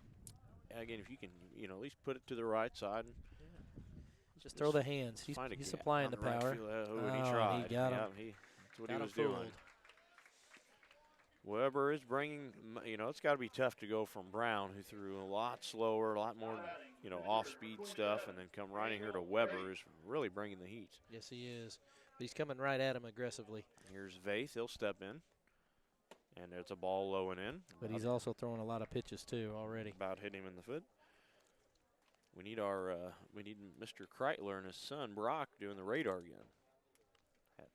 Had that on Saturday. Weber comes home. Ooh, Oh, a little high, but they give him the benefit of the doubt there. So that'll bring the count 1-1. What has Vaith done so far today? Vaith 0 for 1. He walked. As he Got fouls out that last one at back. bat. So Vaith still looking for his first hit on the season. He's sitting 1-2. The way he's swinging the bat, getting it around, he's going to be looking to left field. He's not going to pull this ball. Weber gets a sign, brings it home, and foul tip and catch. threes. So now we got one out here with the runner on second. In steps Brady Boyer. Boyer hit by a pitch last time. Definitely not looking to do that again against this guy. We will take it, though. Yes, he will. And Brady's been up, he's a guy's been up here, he's swinging. He's not going to watch too many pitches. No, he flew out. Very Flew aggressive. out his first time up. Hit by a pitch a second. See how aggressive he is here. Ball high and away. And if you just sit on one and just time it just right, this thing's going to fly off the bat. Yeah, you don't need strength here. You just need quick hands. Mm-hmm. The pitcher's going to provide everything else you need. Here's another pitch. Strike Right there. one. Knee high. 1-1. This guy's not screwing around with anything else. He's coming right at these guys. They just need to sit back and just think fastball all the way. There's another one he does. Pops that one up, though. That's center fielder going to come all the way in. And that's out number 3. I must have missed one somewhere. I thought there was only one. So we'll go to the top of the 6th with the Indians still winning 5-3. Yeah, another frustrating moment. You get the lead off on and just can't seem to make anything happen there. Moving into 6. Another good song by Russ Toombs. Journey. Yeah, if my girls were here, they'd probably sing that for you. That was their warm-up song right before a halftime or before the JV game. So your bracket, Banks, any good? Yeah. Well, I had 2 that are. I have 3 brackets that are still alive, but I killed myself in the first round. Kraft's got a when I thumbs picked, down. His must be bad. Yeah, too. mine's bad. Well, the one I'm in, I picked Purdue, and I had them going pretty far, and they lost that yeah. first game and just tore me up. After Yeah. that, it was over. Well, most people probably had Michigan. I had Michigan State winning it all. Most people probably had them going far, maybe not winning it, but so that really hurt me. But I still do have 7 out of the 8 teams left that could be in the, the Elite 8 or whatever. Yeah. But Kentucky, they kind of nailed me. It's between them and Indiana, and I just kept thinking Kentucky knows how to win when they get in there a lot of times. Oh, well. It is what it is. That's what you like about it. March Madness. Yeah. 42 years on this planet, I've never come close. Yep. I kind of like the underdogs, though. When I'm putting money on it, though, I don't always bet on them. But Well, my system every year is I call my dad. He's retired, and that's all he does is sit and watch them. And I think I need to stop looking into his insight. It's not really doing much so for you're me. blaming it on your dad. Yeah, you got to have somebody. I can't take on the full responsibility of my choices. Vaith comes out for another inning of work here in the top of the 6th. So he brings ball 1 into Mize, the batter, as he takes ball 2. Yep, 29 Yeah, Mize. 29. Mize is 1 for 2. He had a K, a walk, and base hit last time up. Vaith with the windup, and there's ball 3. Yeah, not a good start. No, the way the Indians have been going, if they get the first runner on, they've usually got him around to score. Yes, they do. Good pitch. Wow. Ooh. I don't know what was wrong with that. Yeah.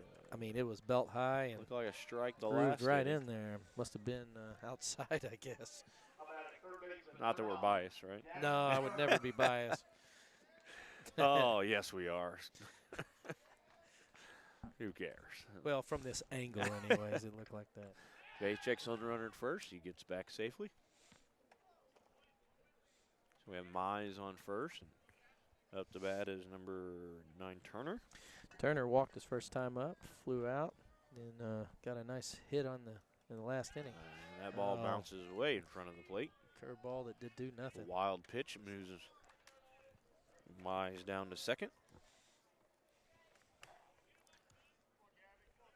They're trying to get another inning out of eighth. Would be good. It's going to be a miracle, I think, at this juncture. Nothing against him, but There's ball 2. he looks tired. They did have Giesler warming up between innings, so could definitely just see them switching spots Yeah. as Giesler's on first. There's ball inside. I don't think that That's was ball quite full. 3. Yeah, I think he jumped the gun on that. Sometimes you just will it to be ball 4, but So the voice of the Dragons, Clayton Geck, had it right over there. as he smiles out to him. And there's strike Oh. with 3-0 count. 3-0 He's pitch, and he swinging. was I don't know if that was an embarrassment swing. I'm going to drive it somewhere and show you. Well, yeah. You know, you got a 2-point run lead, I guess. Maybe Yeah, you why get not? a chance, but I don't think the coach looked happy. No, he did not. And now it's ball 4. As Turner will trot on down to first, and here comes Coach McDaniel. Looks like he's going to make a move here. Could very well be it for Vaith. He had a really good, his second inning of work was really good, I thought. His next inning was, you know, he's battled out of a couple things, but, you know, this is going into the third inning, or maybe his first inning work was really good.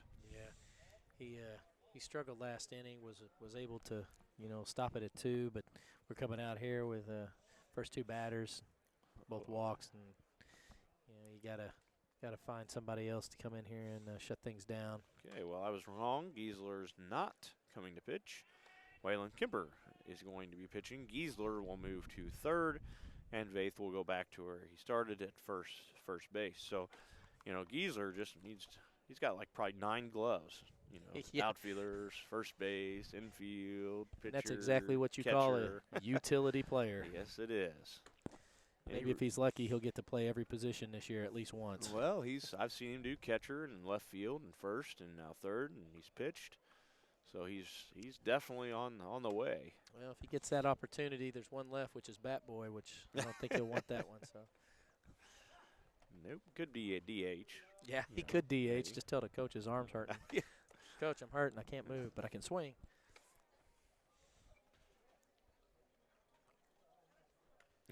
So we have any hot dog winners yet? Well, I have, you know, the person that I'm not allowed to say is They just keep got sending the them in. got the right answer. Was that the So, second or third time around? It was or- his third chance. I was gonna say, but if that was me, I'd just keep sending in the lineup till you. got it right. He told me I could give it away. He is right. Should I wait for anybody else or just say it? By now? You go 7th inning stretch. Do it. Okay, well we'll give it. It was Grant Staffen. Grant Staffen All was the only one to get a hit on Saturday. I'll be more than happy in honor of that success to eat that hot dog. Kraft, is that who you had? Hey, Ah. Kraft says, yes, I knew it the whole time. I could have had mustard and relish on my hot dog already. You guys wouldn't Don't let me hold off play. on the jalapenos, man. You gotta load them on. So Waylon Kemper will come in to pitch. Let's see if Waylon. Oh, Waylon count. has 0 outs. not pitched yet this season. Well, we're gonna see how this turns Yeah, out. Starts wha- 1-0. What a time to get your first pitch. Yeah. You're going against the 5-3. number 5 seed team. Good luck, bud. 2 runners on, no outs. Yeah. Down by 2. We need you to lock this in. Kipper checks the runner at second, comes home, and takes the ball. Just needs to find the zone. Needs that first pitch strike here. 2-0 is not a good start. So Vaith not holding the runner at first because there's a runner on second. He's in on the grass. Henson and Staffen trying to keep the runner close at second. Thiel up with a walk. Okay, and a base hit last time up. Time called. Yeah, Thiel came in. No, he with a fly, a triple, and a K, so he's definitely can put the ball out there. Came in with a batting average of 143. I'm sure it's a smidge above that now. A smidge, I like the word. Good block by Selby. I see the sun starting to go down a little bit, and the air is starting to get a little chillier. Yes, it is. That was a good time to bring the blanket. Maybe some marshmallows. For those staying for the JV S'mores. game, we'll definitely need to bundle up. The temperature will drop. Kemper, another good block by Selby. As that'll send Thiel down to first. Yeah. And 4 that'll- straight balls. Bases loaded now. And Weber to bat. Now batting the pitcher, number 11, Colton Weber. And Kemper's going to have to dig in deep here and show some stuff. So the infielders are all in on the green turf, the grass. Kemper's Try still to- struggling to find the zone here. Try to keep the least amount of runs coming across the plate. So you can try to could still get a double play home to first. But definitely want to get the lead runner. 5 straight balls, looking for something here. Oh, and he hits the batter. That hits him. That'll walk in a run. That may end Vace's career So here on Mize this. will come in to score. See what Coach McDaniel's wanting to do here. Base is still juiced. Yep. So Kemper in his first outing here. In his first debut, has thrown 6 straight balls with a hit batsman. Selby will go out and talk to him, try to settle him down. Yeah, and say, listen, just throw the ball over the plate. And Yeah, you should be it- all right. Definitely easier said than done. I Yeah, mean, I you would- know, Absolutely. you can go out there and say, hey, you know, it's 6-3. We just need strikes. Don't worry about it. You know, but to come in this situation, not pitched yet.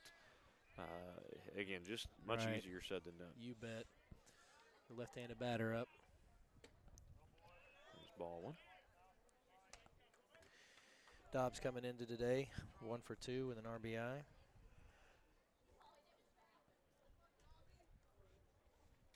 Again, the infield in. We'll need a force play at home here. Oh, Good stop by Selby. The ball's in the dirt. Runners at first and second getting big leads.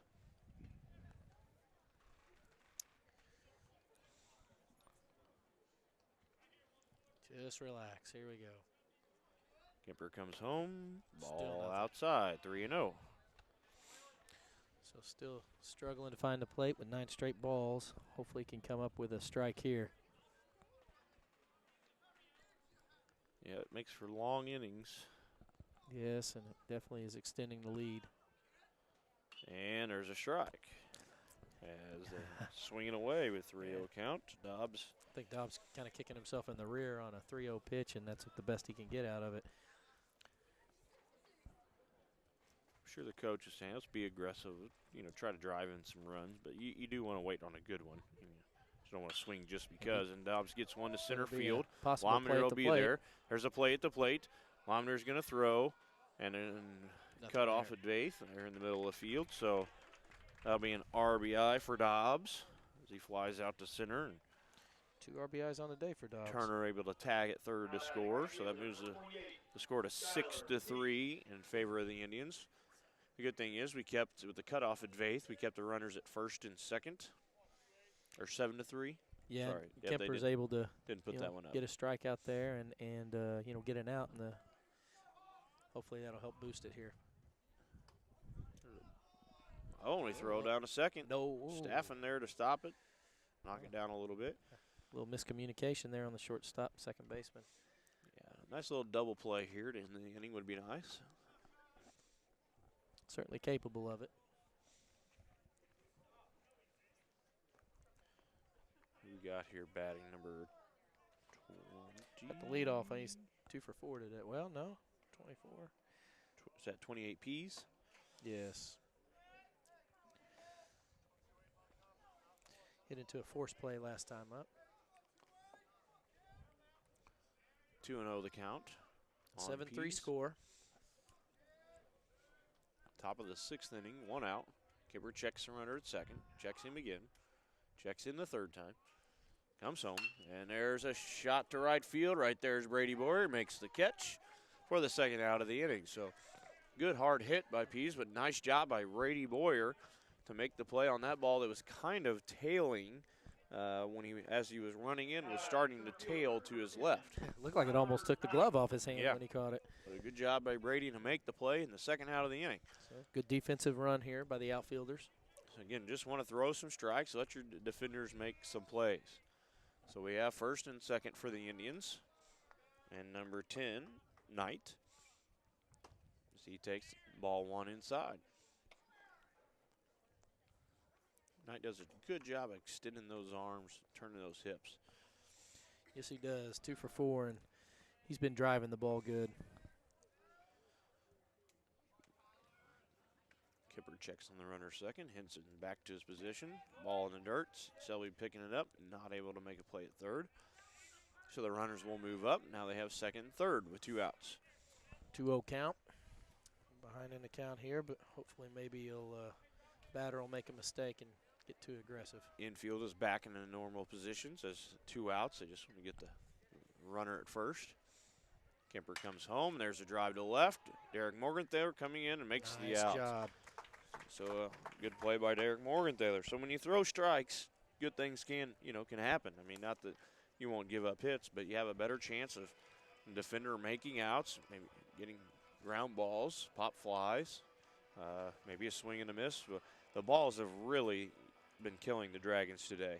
Yes, they have. Get behind in the counts, throwing a lot of wild pitches. But good job by the outfielder on that inning. All 3 committed to making it out. So get them out of there, 7-3, and we look to the top of the lineup coming up here for the Dragons and seeing what they can get out of it. Russ, do you know when the baseball plays next? I don't think it's at all this week. Right, this is it. Okay, so back from spring break. So that'll be a Tuesday. The Dragons will play West County on Wednesday the 30th. It's West County. Is it at West County or at West County? So the Dragons will have a bit of a break here as we head into spring break, and I'm sure that the coaches, it can be a good and a bad thing. You want to play games, you want to stay in basketball game shape, but at the same point, when you get a good break there, it's good to be able to work on some things. Coach McDaniel will have four games now to be able to look at what they really need to work on, and from us, I think batting will be probably the first thing. Just again getting in the cage and trying to see a lot of pitches and be aggressive and drive the ball. It's really been kind of the downfall for the 3 out of the 4 games so far. Yeah, and I thought overall so far today, the batters have been getting some good looks and running the count up against the pitcher, and they did manage to battle back and tie the game, in the 4th, but hopefully maybe they can extend a little bit here and get their hands through against this guy. He's throwing pretty hard and make some adjustments.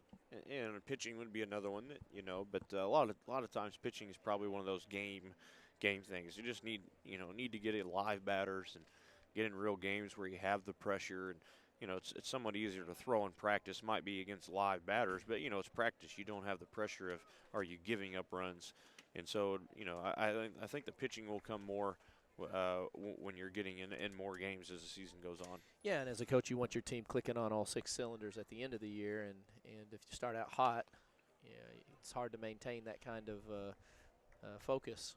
So hopefully, they're using this opportunity or these opportunities to build and strengthen the weaknesses that they're showing. Yeah, Derek Morgenthaler just fouled that second pitch back, brings the count 1-1. Again, we have Weber back on the mound for the Indians as he came in the last inning. Throws way high and away. It's ball 2 for Morgan Thaler. Morgan Thaler, a lefty, came in batting 286 on the day, and looks like he has Got had jammed a on that. 1 for 2. So he pops up, and the shortstop able to run that one down. Good play. So Morgan Thaler moves to 1-3 on the day, I believe. That is correct. Now batting catcher, number 17, Brian Selby. In coming out of bat is Brian Selby. Selby's been behind the plate all game long. Usually he's been the DH, but Drew Toombs getting a break from the field and becoming the DH today. Selby came in with a .250 batting average as he takes ball 1. Yeah, 1 for 2 today. Walk his last at bat. Ooh. As, again, ball too high. So, Weber can bring it. He'll throw you enough strikes, though, to make you be able to, you just can't sit there and take walks. But he is a little wild. And there's one right down the middle, and Selby swings and misses. Good cut. It's a good pitch to swing at. Brings the count to 2-1. Again, we're in the bottom of the 6th here. The Indians have increased their lead to 7-3. And Selby fouls that one off the fence. Back behind. So, pitcher gets it back up, 2-2 count. He hasn't thrown much off speed at all. He just comes straight at you.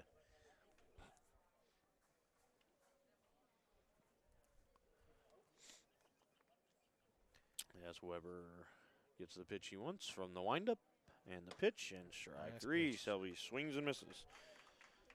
Again, bringing the heat is he Weber. is. Now batting center fielder, number 25, Wyatt Lawlandier. Wyatt Lawlandier will step in, lead-off batter. Wyatt has gotten his first hit or 2 of the season today, I believe, as he takes strike 1. Yeah, Wyatt's 2 for 3. So definitely to shoot his average up. That will make him 2 for 9 as he takes ball 1. 2 for 9, Toombs, what you got? He's a little above 200. The law of averages. A little above 200. Yeah, so we'll go with that. The technical term, a little above 200. As Wyatt swings and misses on that one. I'm an English teacher. I can only do vocabulary, so percentages are not my thing. So 1-2 the count on Lawlandier. He digs in again. Weber winds up, send the pitch, and strike 3. Catches him looking. Yeah, good cut, though. And that's 3 outs for the Dragons as they go 1, 2, 3. And that'll take us to the top of the 7th. So as we go into the last inning here, the Dragons are down 7-3. As Waylon Kemper will go back to the mound as he came in about halfway through the last inning for Daniel Faith. Did a good job of throwing strikes after he got through a batter or two and able to allowing his Kind of got settled in there. fielders to make some plays.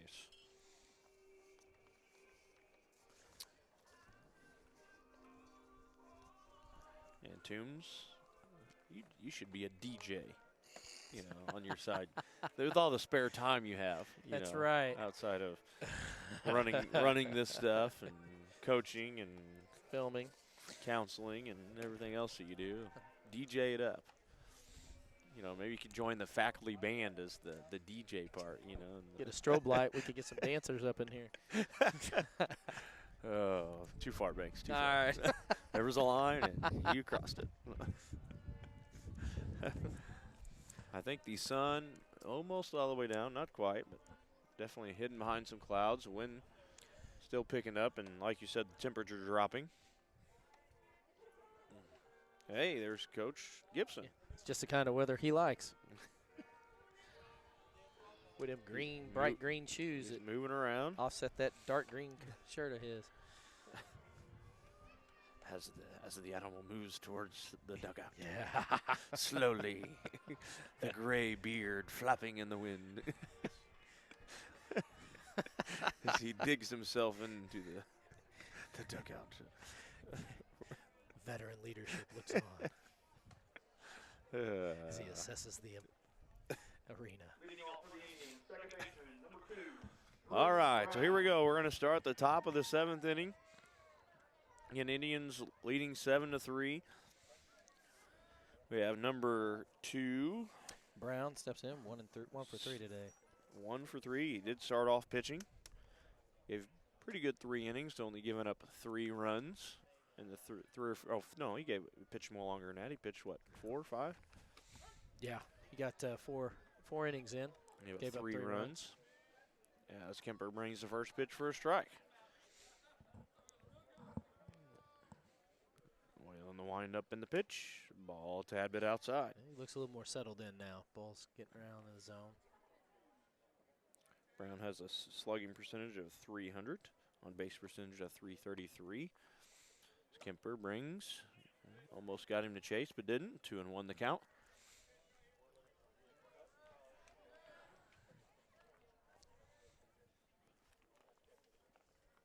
The fans sticking around for this one. There's Brown. He's going to pop that one to left. Eric Morgenthaler underneath it.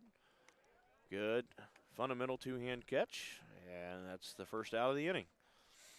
So Waylon Kemper starting off just like he did ending the last inning, throwing some strikes, getting some pop flies to the outfield. In steps number 4, Newell. And came in with a 273 average. And I got him 0 for today. 0 for, so that's one down. His on-base percentage was 333. Slugging percentage 454. And I'm okay with that. Yes, at least one guy is, huh? Yeah. Wait, where's something? And in the lineup, that's usually not the guy you would think, especially hitting in the 3 spot. Yep. It's Mize, the next guy that I'm, between Knight and Mize, Yeah. Selby out to talk to Kemper.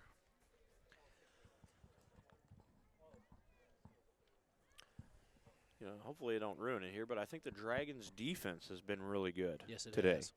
I can't think of an error. There's a foul ball over the top of us. Kemper, I don't think you would, that one that Kemper took off the chest down at third and didn't quite make the throw at first in time. I don't know if you'd count that as an error. No, I'd say they played pretty good defense today. Jackson is taking There's a what they're ground giving ball him. to shortstop. Good play by Henson. Steps up, throws, and ooh. Not enough arm strength to get him. No, it was a good play, good Yes, it sliding was. play. Popped up and base stretch as far as it could. They call him safe at first. So Newell outruns that one. Now batting, first baseman, number 29. Got the double play set up here. Yep, here comes Mize. Again, Mize came in with a 625 batting average, and he has what today? 1 for 2. He's walked his last 2 up. 1 for 2, walked twice. And there's a dirt, and that Selby with a good job to block, keep the runner at first. Mize had a 727 on base percentage and a 1.00 thousand slugging percentage. It's a pretty big kid. Runner at first, they check on him. Nice. Good catch. Yep, right where you need the tag to be, but Newell back in there safe.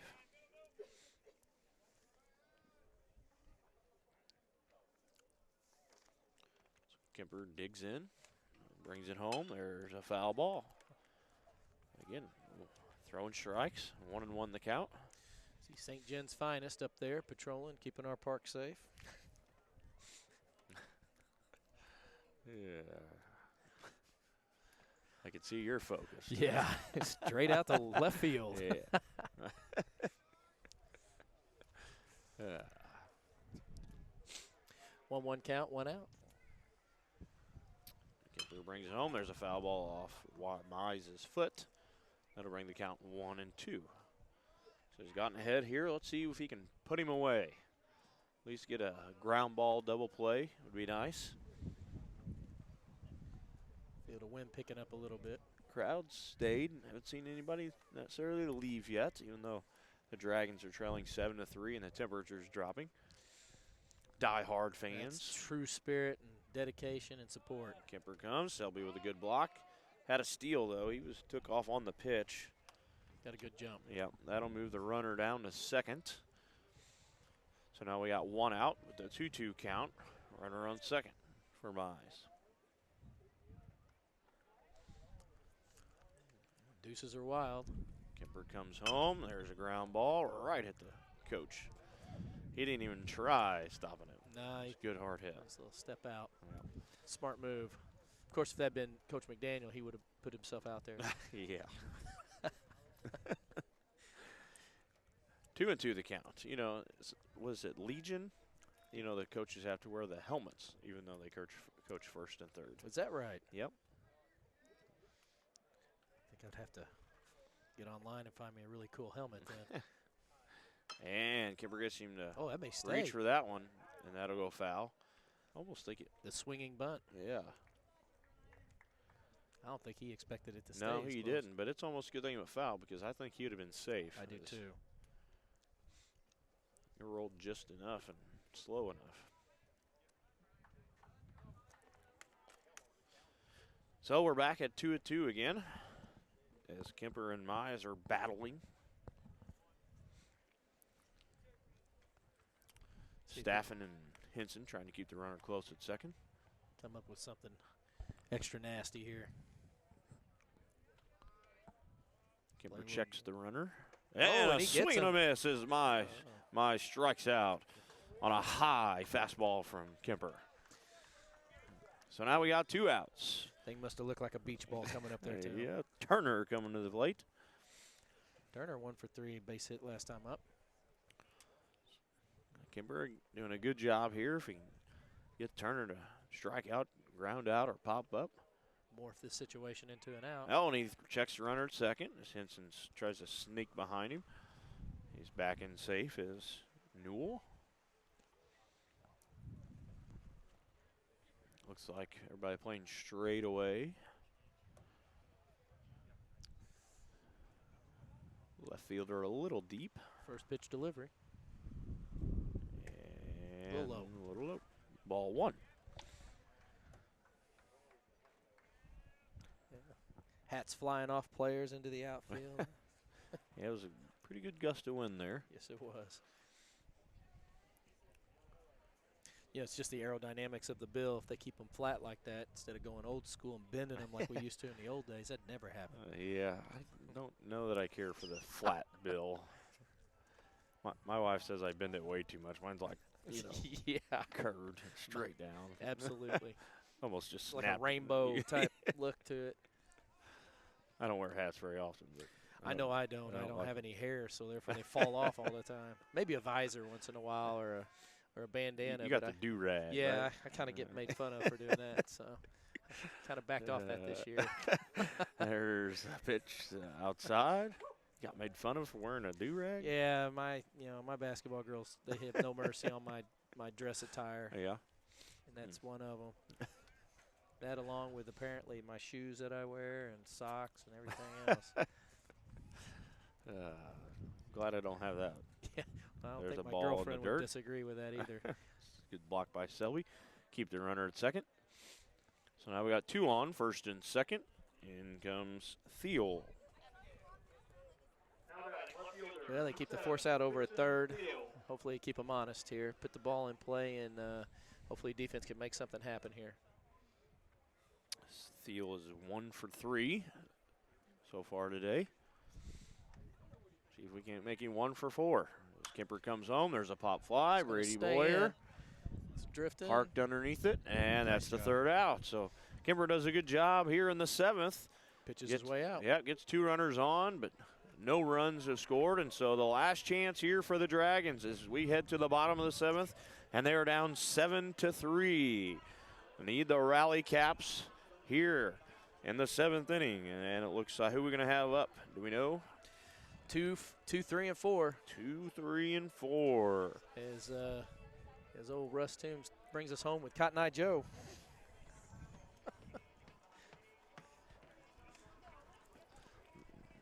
Get a little square dancing going.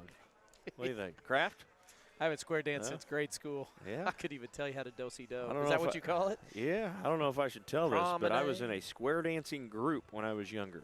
My family was Like your teenage years? Or? yeah, middle school, probably more than anything. And yeah, I had a great uncle, and he ran it. We went to festivals and danced around, and Now, I It would have was- paid to have seen you in an I- outfit you like know. that. You know, and then I was cool. I don't know. Probably not anymore, but Yeah, you know. I don't know if they call that cool anymore. Now it's flash dancing But it was or fun. something like that. You know, my grandpa would play the fiddle, and I come from that kind of. My mom had a band when I was younger, and I'll be darned. country rock, and so. So now, you know, you girls make fun of your dress, and my Yeah. boys hear this, I'm going to get made fun of a lot. They're going to say Pioneer Days was your favorite Yeah, holiday of all time. Pioneer days. Guess I could blame that on my mom that says she made me do it. You know. That's okay. My mom made me walk the runway when I was younger. Oh, you know, okay. yeah. I don't feel so bad now. Hey, but, you know, there are girls that do that too. So it's an untapped The resource, but maybe runway. not at 7 years Did old. you have though. the runway walk, like the special runway walk? I did not have the strut stop, at that age. The turn? Yeah, the and stop, the turn, the look, the serious face, the Zoolander lips out. No. I don't know how many fans we have watching, but they've probably learned way too much today about us. I just hope it's not very many. Yeah. So we will have the number 2 batter, Grant Staffen, coming to lead us off here in the bottom of the 7th. He's going to look to start the rally as the Dragons need 4 runs to tie and 5 to win. On the deck circle, we have Dalton Giesler. Staffen had the seeing eyeball hit last at bat. See if he can keep his hands back and throw us back quick through the zone. I'm sure Coach McDaniels probably told them not to swing till they get a strike. Well, I don't know about that pitch. I think, I'll just look the low one away. Mr. O'Brien, Coach Banks can still pull off his Zubaz with his do-rag. That's a Zebaz. Zebaz? Yes, that's a early 90s. Hey, don't forget the parachute pants. Is that MC Hammer? Like Zubaz, yeah. Can't touch this. Oh, and my. Staffen goes down. 3 strikes. And in steps Dalton Giesler. So 1 out here in the bottom of the 7th. As Giesler digs in. Well, you know, O'Brien, he was a little soccer guy, so he was probably hacky sacking it back in the day. And he takes ball 1. We have a new pitcher here for the Indians. It's Newell, number 4. And he has pitched 2 appearances. He has 1 save, so he must be the closer as Giesler takes ball 2. Because Newell's only pitched 2 2/3 of innings. He's given up 2 hits, has 7 strikeouts. Again, he has a .000 ERA. As Giesler makes a good cut on that pitch. Add 8 with Staffen. He's definitely consistent. He's keeping the ball around the strike zone. He's got a fastball, and he's also got a little bit of a curve. Newell winds and comes home, and Oh, Giesler ball turns stroked on a that little. one. Right center. That's going to be over the center fielder's head. It's going to get to the fence. Giesler is at second. He's going to hold up. And so we have a 1-out double by Dalton Giesler. And he did a good job keeping that head down and driving. And that's 2 hits for Giesler today, isn't it? Yes, 2 for 4. 2 for 4. So Giesler's batting average will definitely go up from what was 250 as he's hitting 500 today. And in steps number 1, Waylon Kemper. Waylon already has 1 hit for an RBI today. And Looks like let's he walked his last time up. see if we can get cut. another one. He has a good cut at the first pitch strike.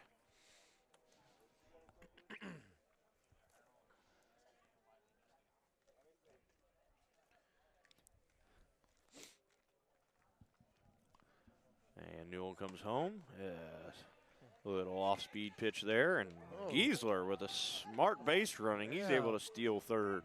And I don't know if that was an accident or not, but it looked good. It was. I mean, he was just had a big lead. It's They the delayed steal. weren't holding him on. Yeah, he kind of waited till the catcher started to throw back to the pitcher.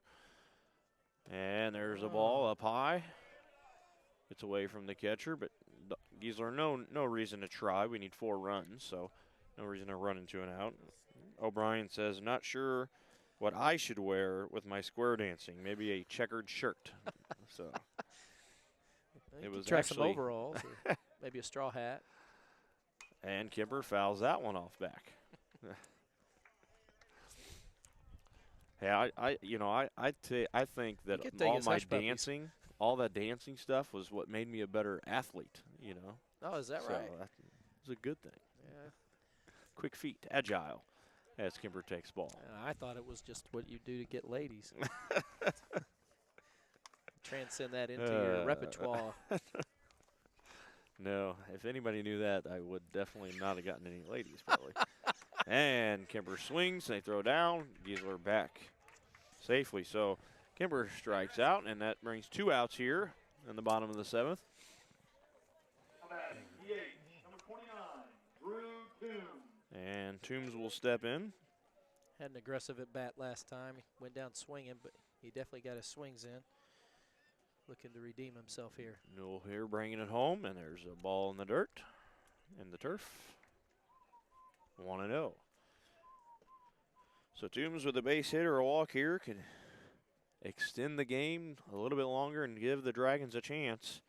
And there's a pitch out, and he pops that up to right center, and the center fielder comes over to make the play, and that'll be the game as the Dragons go down 7-3 against the Indians.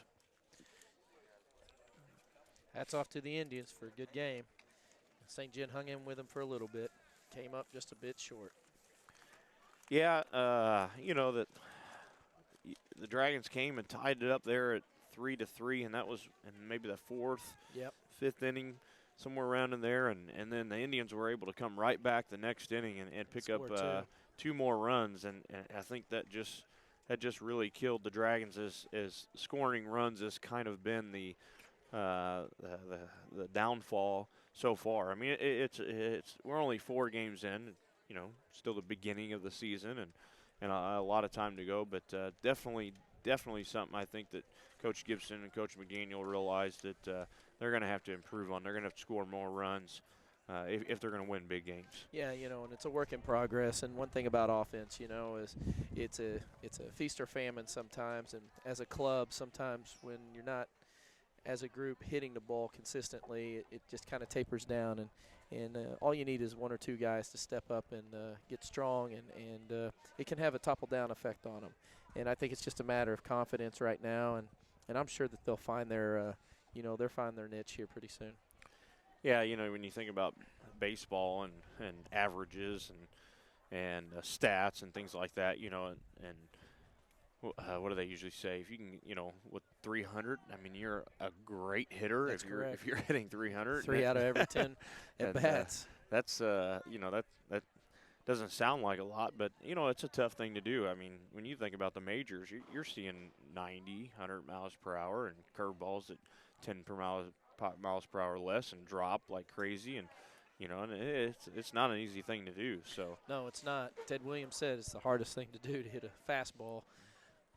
But, you know, especially with a group like these kids, and they're a younger group, their pitch selection and consistency on making contact is going to help move them to the next level. And as their pitch selection gets strong and they get good cuts at the ball and they end up making good contact, that'll just transcend into better hitters. And I know that that's what Coach McDaniel's working on right now with them. And I'm sure that, you know, they're a little disappointed at the end of this game. But, you know, there were some good things to be taken away from this game, too. I felt like, you know, the defense played really well today. They made some good plays. And, you know, it just came down to offense, really, and making contact. And, you know, our pitching, you know, was a little off at times. We got behind on batters and allowed them to, you know, really drive the count and get good swings at the pitches. And that's what we're trying to do as a team as well. And you know, Jackson just they did a better job today on the consistency level on that, and hopefully that's a takeaway that the guys can you know, learn from. yeah, when you talk about, you know, the batting, really this is other than probably the 8-0 win that they had. You know, we got some guys that got some hits that haven't had a hit all season. Wyatt Lomdeer is one of those guys. He went 2 for 3. Yes. he had a .000 batting average, so he went 2 for 3. Staffen was, went 1 and 2. Giesler was 2 for 4. That's 500 in a game. Kemper 1 for 3. That was Kemper's first hit of the season also, and he got an RBI. Toombs was, I think, 1 for 3 now. Actually, somebody said Kemper might have been 1 for 4. Didn't get that last inning in there. Yeah. But Toombs 1 for 3. Vaith, unfortunately, still I think is hitless.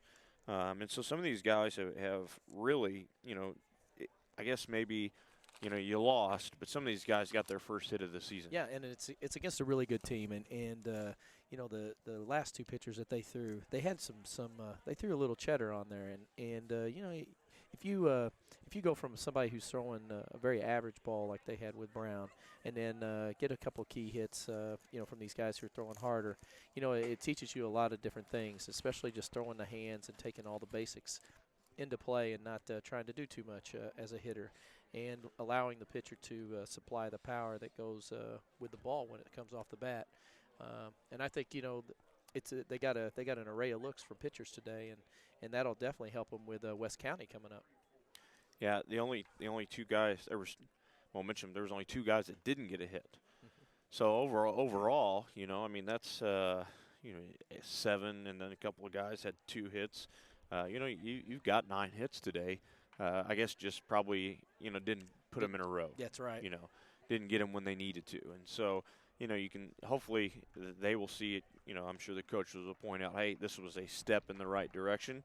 Like you said, continue to work on it and get better. And another positive was I think they're fielding. Yeah. I don't remember an error. No. All game long, and these guys were hitting the ball. Yeah, and that's legitimate hits. They hit the fence a couple times. We had a couple doubles, triple, a home run. Jackson has some power with some of their swings, and I thought they did a good job getting to the ball, cutting it down, and hitting their cutoffs, and minimizing the damage that could have been if they fumbled around with it. I think Brian Selby had maybe 2 really good plays at the plate. Everybody made some plays, but I think the tough plays he made, and one was early on and could have been a force out where he just had to touch the base. Not the greatest throw from Kemper, and he was able to make that play and catch the ball, tag the runner out first. I think they didn't score at all that inning. No, we were able to shut him down, and he even got cleated. And I think there was another play, maybe it was an outfield cutoff play where Selby was able to make a good play, or at some point another play at home that Selby made to keep a runner from scoring. Yeah. So two really good plays at the plate for Selby. So defensively, I thought, and that's the first time I've seen him catch. I've seen Dalton Giesler catch. I've seen Drew Toombs catch. And so, it's good to have maybe another catcher because both of those guys pitch. Yes. Toombs and Giesler. So a lot of times, I don't know if you necessarily want a guy who pitches to go right behind the plate, not because he's always throwing hard, but he's throwing back every pitch that the pitcher's throwing. So I think that could be a positive for Coach McDaniel, finding maybe another catcher. And I believe Selby's Selby sophomore? Yes. And having a little time off, too, like you said, in between, with Wyatt throwing as many pitches as he did. Then he had to make some throws from the outfield, too, which is, no less a strain than anything else. So, the team is definitely going to be, well, they should be anyway, fully functional and ready to go with live arms starting next week with this lull in the action, which may be very beneficial for them. It's very tough to go into a season right now with, I believe, 1-3 record and, have to play another game again. And, now they can take a step back and assess and hopefully pick up some consistency and some victories along the way. And sometimes it's those little things that make all the difference in the transformation and the momentum of a team. You mentioned pitchers, and I know you helped Coach McDaniel. So and you're a baseball guy. You went and played in college, correct? Yeah. So you have a little better. How many pitchers do you think you really need in a high school baseball season to really, let's not be, well, if we had 9 pitchers, we'd be great. Let's not go that far. Legitimately, you need three. You need one guy who can close, who only throws 1 or 2 innings at the end of a game, and you need two pitchers who can. You have one who's almost always going to pick up a win, and another guy who can keep you in a game consistently. And if you look at the odds of that, every time you're close and you got a closer who can finish and win the game for you, you're going to pick up 2 out of 3 games almost every single time you play, with time for those two decent pitchers to heal their arms. Then that third game, you just kind of mesh your mediocre pitchers against a team that's not as consistent offensively, and hope that maybe offensively you can get a win out of it, or your defense steps up and it's a joint effort, and you get to pick that win up. I know that on a consistent basis, playing college, there was sometimes we had teams that we would play that we just had to have offensive firepower every single time. It didn't matter. Our pitchers just couldn't do the job against the team defensively. But, barring that, in high school, I was on 2 state teams that played my junior and senior year, and we always had that same combination. We had 2 decent pitchers with 1 closer, and it just makes a big difference in high school ball because of how many games you play during the week. Well, that's what I was going to say. I mean, you say 2 really good ones, but you still need a couple more, because I know sometimes you'll play 3 or 4 games, when you get a few tournament during the week. So you really do need a couple others. I mean, oh, absolutely. That's where that, if you're playing, let's say 3 games and they do what they're supposed to do. They throw 5 good, strong innings, maybe 6, and you get your closer to finish 1. And then the second game, your next guy does. And then, like I said, you have a couple who pitch in that third game. Well, your first pitcher, he's usually healed by the time that 4th game comes around and he can throw again. And it's all consistency too. Gosh, it's so important to get ahead in the count, especially at the high school level, because the pitch selection is so you either get a curveball or you get a fastball. I mean, there's not many knuckleball throwers or slider pitchers out there at the high school level, at least not trained anyways. So then, you would think if you really want great, you're looking at 5. I mean, if you have 5, then if you have 5, you dominate. That's set. all there is to it, because you're gonna eliminate other teams' offensive abilities, where they're probably going to score maybe 1, 2 runs a game. You would think that with that kind of pitching ability, that your team offensively can score at least 3 runs a game to win. And in some cases, against a decent team, those pitchers will shut a team out, and all you need is 1 run. And you can get that sometimes just with mistakes, like a walk, pass ball, and an error throw or something like that, and boom, you get a run without any hits, and you win the game. But pitching is in high school baseball is definitely one of the premier elements. If you've got them, you will consistently compete every year, regardless of offense. Yeah, we had Monk up here, the first couple games that we did, and he needs 1. Yeah. I mean, 2. I mean, really, 2. You're right. You That's all get Monk 1. needs. If you play a lot of games, it'd be great to have a second pitcher that could come in. But honestly, if you have 1 really, really good one, you're set. And, right. It's amazing. I mean, I don't know if that's should be, when you look at it, easier. I mean, if you're in baseball and you got to have, let's just say 3, you got to develop 3 really good pitchers. And I know when you get into the playoffs, they're so spread out. If you've got 2, probably, or maybe even 1, because you might have 4 days rest, I think, when they get into the playoffs, that you can get away with it, Right. But to be, like you said, consistent, you really got to develop pitchers, and at the high school level, it's sometimes tough. I mean, I know everybody plays Legion, and you have all these traveling teams, but I always wonder, they're going to learn the fielding, and they're going to learn how to do things, but are they really developing pitchers the right way? Right. And you can't teach a live arm. You either have it or you don't. Kind of like height. Yeah. You either have it or you don't. But you can teach consistency and how to strengthen an arm, and how to produce more out of that arm as they grow. And I think one of the worst things that at the younger age, these kids watch pro ball and they see all that, they try to go out and throw curveballs and stuff when they're in junior high and grade school, and it really tears their arm up. And most major league coaches or college coaches especially will tell you, don't teach a kid to throw a curveball until they get into high school where they have a legitimate coach. Not to say that a coach isn't legitimate at those lower levels, but the kids aren't physically developed yet and mentally developed enough to learn to actually consistently throw that. And they end up tearing their arms up early in life.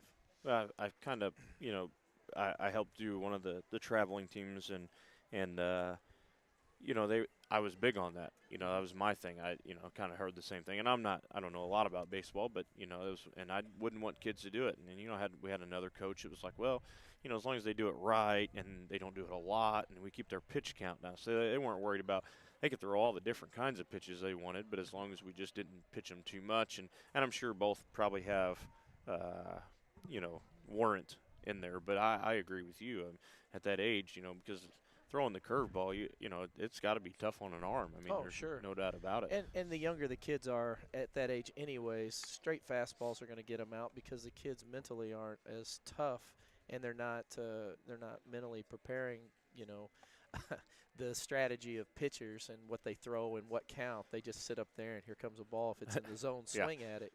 Yeah, your fastball, your changeup. I mean, honestly, right. You can get a good changeup. Yeah, you could throw a changeup without doing anything off different. Off balance, could make the big difference. So, I was looking to maybe get Coach McDaniel up here. I think he's with another radio station right down there with Prepcast with Frank Kirshner. So, got anything else about anything you see going forward with these guys? I mean, it's easy for us to sit up here and say what they need to do. Right, but doing it's a different thing. And leadership's very important. I know I think they've only got 2 seniors on the team right now. And as far as leadership goes, it goes a long way. And with a young group, it's, somebody's got to establish himself as a leader. And I think, going in after this game, I'm sure coach is going to want them to get a lot of swings in. And probably if he can find somebody who can come in and help, maybe some live pitching and situational swinging as well is important. But, you can do that as much as you want, but really it's like we're doing right now, playing the live game and seeing where it goes. And that personal experience and confidence that they'll build from doing that, that's what's going to make the difference in the rest of the season. You talk about leadership and, you being a head coach at girls basketball, and this is a young team. Yes. And so I know you graduated 2 seniors that on the basketball court were – really big pieces. I think, maybe not the best scorers and things like that. But as far as leadership, so you've probably got a younger team, this year with only 2 seniors.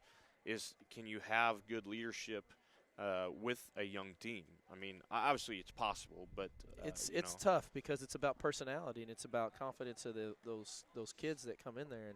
And most of, like the younger generations look to the older generations to guide them. And when you don't have that, it's hard to step up and take that role because, it's not necessarily a coveted role that people want to step into because there's a lot of ins and outs with that. You sometimes aren't Mr. Popular on the team when you're a team leader because you have to do things that are consistent, that you pull people back into play when they're angry or when they're upset. You get on to people whenever they're not doing what they're supposed to do in practice, which is what establishes the consistency in the game. And so being a leader is a very difficult process that it's not it really isn't a personality contest of who's going to be popular. So. Yeah, I think the big key, I mean, you talked about the younger ones looking up, and so it's not easy for, you might have some young players that are maybe the better basketball players, maybe the better, leadership, but the other guys just don't want to listen to them. That's correct. Just because of their age, and it takes a lot for an older person and to accept, hey, this younger person probably knows more, and I should listen to them, as far as the leadership role, and that's not easy to do if you're an upperclassman, just because of the way it's supposed to be, the upperclassmen, the hierarchy. So absolutely. Speaking of leadership, here's Coach McDaniel. Let me give him my mic here. Well, Coach, not the way I'm sure you want it to come out with the 7-3 loss, but What are just some simple thoughts before I dig into some questions? Well, this is great, the inaugural baseball interview here. This is fantastic.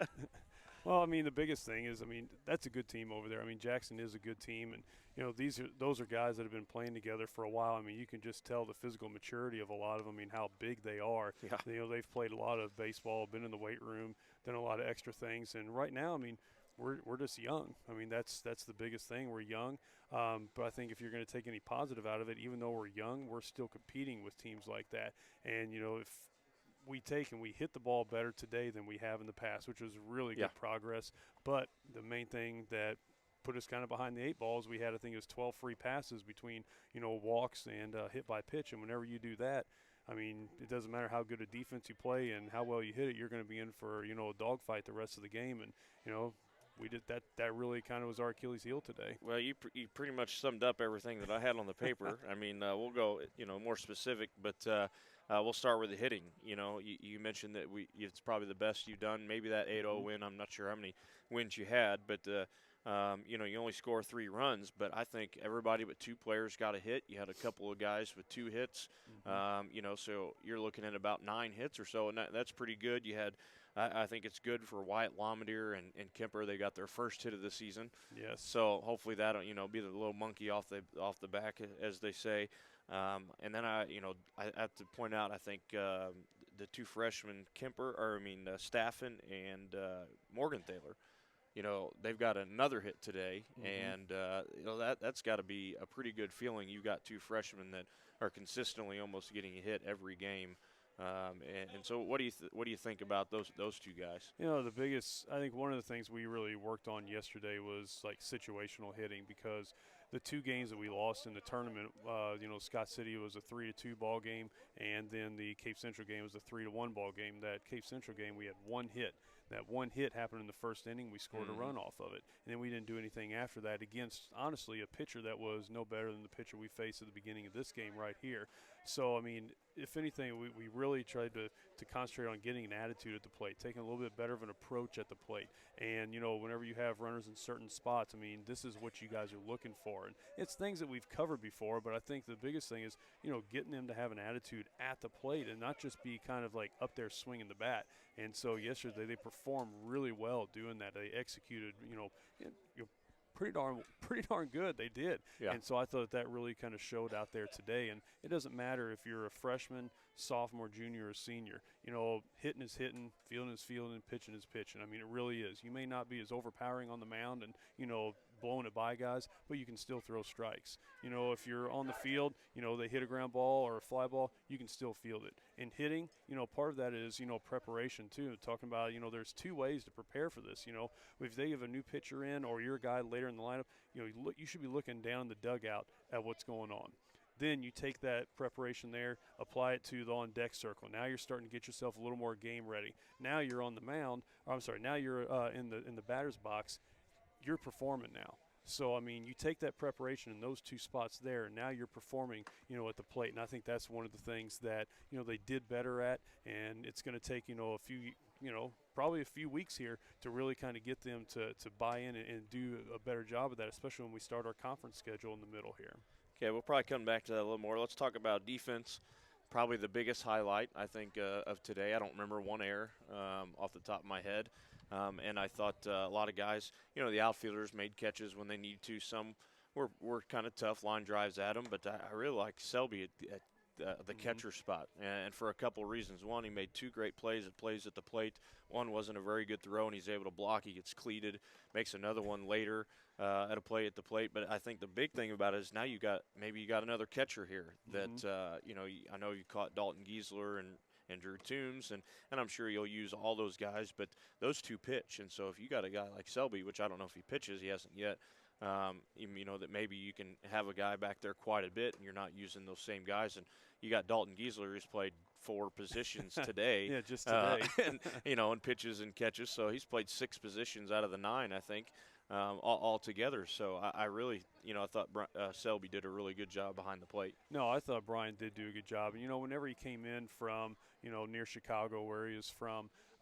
We knew a lot of the kind of defensive stuff he do, and he frames the ball well too. His arm isn't as strong, but we got to think about he's a sophomore right now. So, there's time for that to kind of grow. And, the situation just kind of presented itself today to put him behind the plate and see what he can do. And we were definitely very pleased as a coaching staff, about what he did. You alluded to the two, plays there.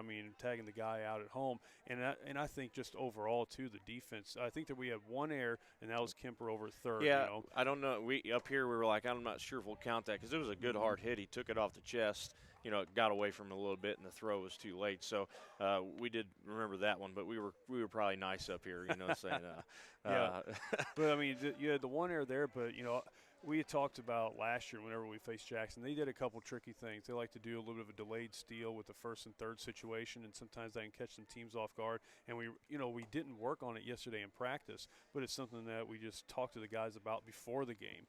And to have, a junior shortstop, a freshman second baseman, a new guy that hasn't even been in our system at all, that's a sophomore behind the plate, to be able to execute a play whenever they did do a delayed steal to get that third out. Grant Staffen gets it, has a little bit of trouble getting out of the glove, but does fire a strike in there, and Selby blocks the plate, and we get that third out. I thought that was fantastic. It was. Because that coach over there, he kind of shook his head, kind of like he almost couldn't believe we did it. Last year they got us on it. This year, sorry, no. We were wondering if that was if their runner at third, if that was something that he messed up or the coach called it, and you guys just pretty much outsmarted him, on it, or if it was the runner, made a mistake. But I think you're right; it was perfectly executed, and so that was good. What about let's go to pitching. I know that's kind of the downfall a little bit. Now Jackson, they came up ripping the ball, and they had some really good hits. But like you mentioned, the walks. You went through Wyatt and Vaith and Kemper, all three tonight. And I think when they threw strikes, it was really good. Kemper, especially here at the end, I don't know, he might have given up a run or two, but after the first kind of little bit of trouble, he just got a lot of pop-outs to the outfield. And again, that you mentioned before, that's key is throwing strikes. Yeah, and, right now I know that they're not happy with their performances and everything, and our pitching's been up and it's been down. And I know why it's probably not, extremely happy with his performance there. But if anything, I was happy with that he was getting the ball down. He was up a little bit at the end, but he was down in the zone much more. And I think part of it too is just seeing what some of the hitters are giving and then you as a pitcher taking that. One of the things that he was saying is that their hitters were crowding the plate quite a bit, and I know Farmington does the exact same thing. Well, when you do that, basically you're trying to eliminate that inner half from the pitcher because a lot of high school guys don't like to throw inside. But, we have to be able to be confident and have that attitude on the mound that we are going to come inside, and I don't think that we did that. I think if we do end up doing that, that maybe takes away a little bit of, their advantage at the plate. But that's also one of those things that we're going to have to build and grow on. And like I said, we're still young. Wyatt's pretty much our only guy that we have coming back that has a lot of experience on the mound. So I think as soon as he starts kind of reeling it in and everything, which he will, we've got the utmost confidence in him. Vaith has made great strides, since last year. The JV game there here. Yeah. But Vaith has made a lot of strides, as a pitcher. And, Whalen's pitched on the JV last year for us. Dalton, you already mentioned, too. Dalton was warming up in the bullpen just in case. I thought you were going to bring him in instead of Kemper there. Yep. So do you feel like you have, good depth at the pitching? I think the biggest thing with our pitching is that we have guys that can go, I say you go out and throw strikes, even though we have, 11 or 12 free passes today. But I think once they start to realize that they don't have to overpower somebody and just throw a strike to a spot there and let those guys put it in play, then I think they'll be much better off, because I think we've been demonstrating over and over again that our defense is very capable of making some great plays. And we've turned some double plays this year that have been phenomenal. We've made, diving catches. I thought Henson was going to come up with that one that was in the gap, that line drive. But, and the thing about it is they're wanting to dive. That's what's the cool thing about it is, going on the mound and making a pitching change. Henson's out there, man, I almost got that. He's like, man, I want to dive and I want to get He had a really good sliding play that, made the play just didn't quite get, up to throw it fast enough to get over to get the guy at first. But it was a really good play, a base hit that was probably going up the middle, and he was able to slide and cut that off. So, I think you're right. I've seen Brady Boyer make a dive. Maybe that was in Jamboree, and so I think your defense, and as long as your pincher to throw a strike, you'll be good. And the last thing I just want to talk about, I know you want to get down to the JV game here, is you talked about preparation and you're young and trying to get these guys to do the things they need to do. So, I know as a coach myself, when you have young guys, how long – well, there's kind of two things. How long do you keep saying, hey, we're young, and we're young, and you keep, not to use an excuse because it's the truth no matter what, but how long do you continue to say that, and you finally say, hey, we're not young anymore, you're experienced? And then does leadership, come into role with being prepared? Do you have, the upperclassmen with only, I think, 2 seniors? Does that play a role of maybe not having the upperclassmen who kind of teach these kids exactly what they should be doing at certain times during practices or games? And I think that's one thing that we don't have a lot of vocal leaders. I mean, and I think, I don't know, in basketball, if you've kind of run into the same situation, I mean, maybe not this year, but in years past and everything, and it is hard, I mean, because you really want that junior or that senior to really grab the bull by the horns and kind of let everybody know, like, this is the way it is. But when you have 2 seniors, I mean, and one of those guys has really been – with us the entire time, and the other senior came out late, I think his sophomore or junior year. So, I mean, he's, kind of still figuring some things out. But, I mean, you like to have that. But at the same time, I think that, when you have all these young guys too, I mean, we have a lot of guys that have played together for a really long time. And so I think that they know how to play the game. And I think they know what's expected. Now they just need that guidance. And I think that guidance is going to come in the form of us coaches and trying to get them to play the game the right way. Now, when I say play the right way, you said, well, how long can you say that you're young? And I think that that's something else that we're not going to say a lot. At the beginning of the season, yeah, we might say that a little bit. And we've even told them. But we also pulled, like, say, our freshmen that have been starting every game for us this year. Hey, we understand you guys are freshmen. We get that. But – even though you're freshmen, we still have high expectations for you. Are you going to make freshman mistakes? Yes, you are. But what you have to do is you have to learn from those mistakes. It becomes repetitive, and you're doing it game after game. Sorry, you're still being treated as a freshman, sophomore, junior, senior. I mean, like I told you earlier, I mean, baseball is baseball. So these guys have played enough baseball that really the only thing that we have to make an adjustment on is, hey, that second guy that pitched against us, he's probably throwing upper 80s. And big difference from the first guy. Yeah, being 14 years old and facing somebody that hasn't thrown that probably ever that they've maybe faced, maybe once in their entire life, to now they're facing some 18-year-old, that's either going to college or something like that. I just learned that the last pitcher they threw is going to some college down in Dallas. It's a learning experience for them. It's a maturing experience, but I think the biggest thing is we have to keep progressing and looking at those small victories. And, everything may not – you want to be, in that win column consistently. Yeah. You always want to. You know that with basketball.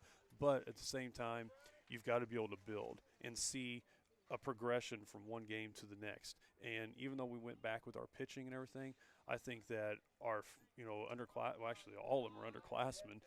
They were showing a much more fearless attitude, up at the plate today, and they took from what they did in that tournament to what they're doing now.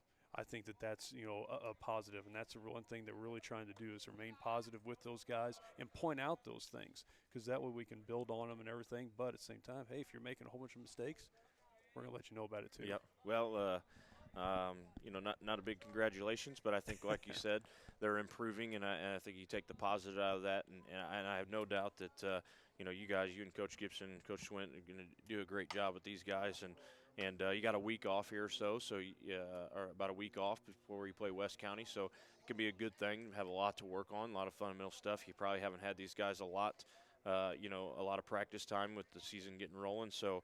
Hopefully you can enjoy your break and be ready to go next week. So there was some basketball coach that robbed me of having these guys a little bit, but that was a good reason, though. Yeah, that was a good reason. Yeah, well, thanks. Appreciate you coming up here and spending some time with us, and hopefully we'll do it again next time. Definitely. Let's say we have West County on Wednesday after we get back from spring break there and stuff, and conference schedule will be starting before too long, and hopefully we can get these guys ready to go and keep rolling. Yep. Well, thanks. All right. Appreciate it. Yep. Thanks a lot. That's Coach Mike McDaniel. Appreciate him coming up and give us some time. And He always does a good job. Him and his coaching staff, all right, do an excellent job of preparing these guys for the games and so forth. And we know that they'll definitely be improving. And that's what you ask about high school kids when they come into you. They may not be the best, but as long as they play hard, they give 100% effort, and they continue to learn and to improve. That's what you definitely can ask from your kids. So we know that those guys will get that from them. So your Dragons again do fall 7-3 tonight against Jackson. That takes their record to 1-3, and they will play again next Wednesday after the break against West County at West County. We hope that you enjoyed our show. Hopefully you learned a little bit about baseball and probably too much about me and Coach Banks. But again, appreciate it and have a good night.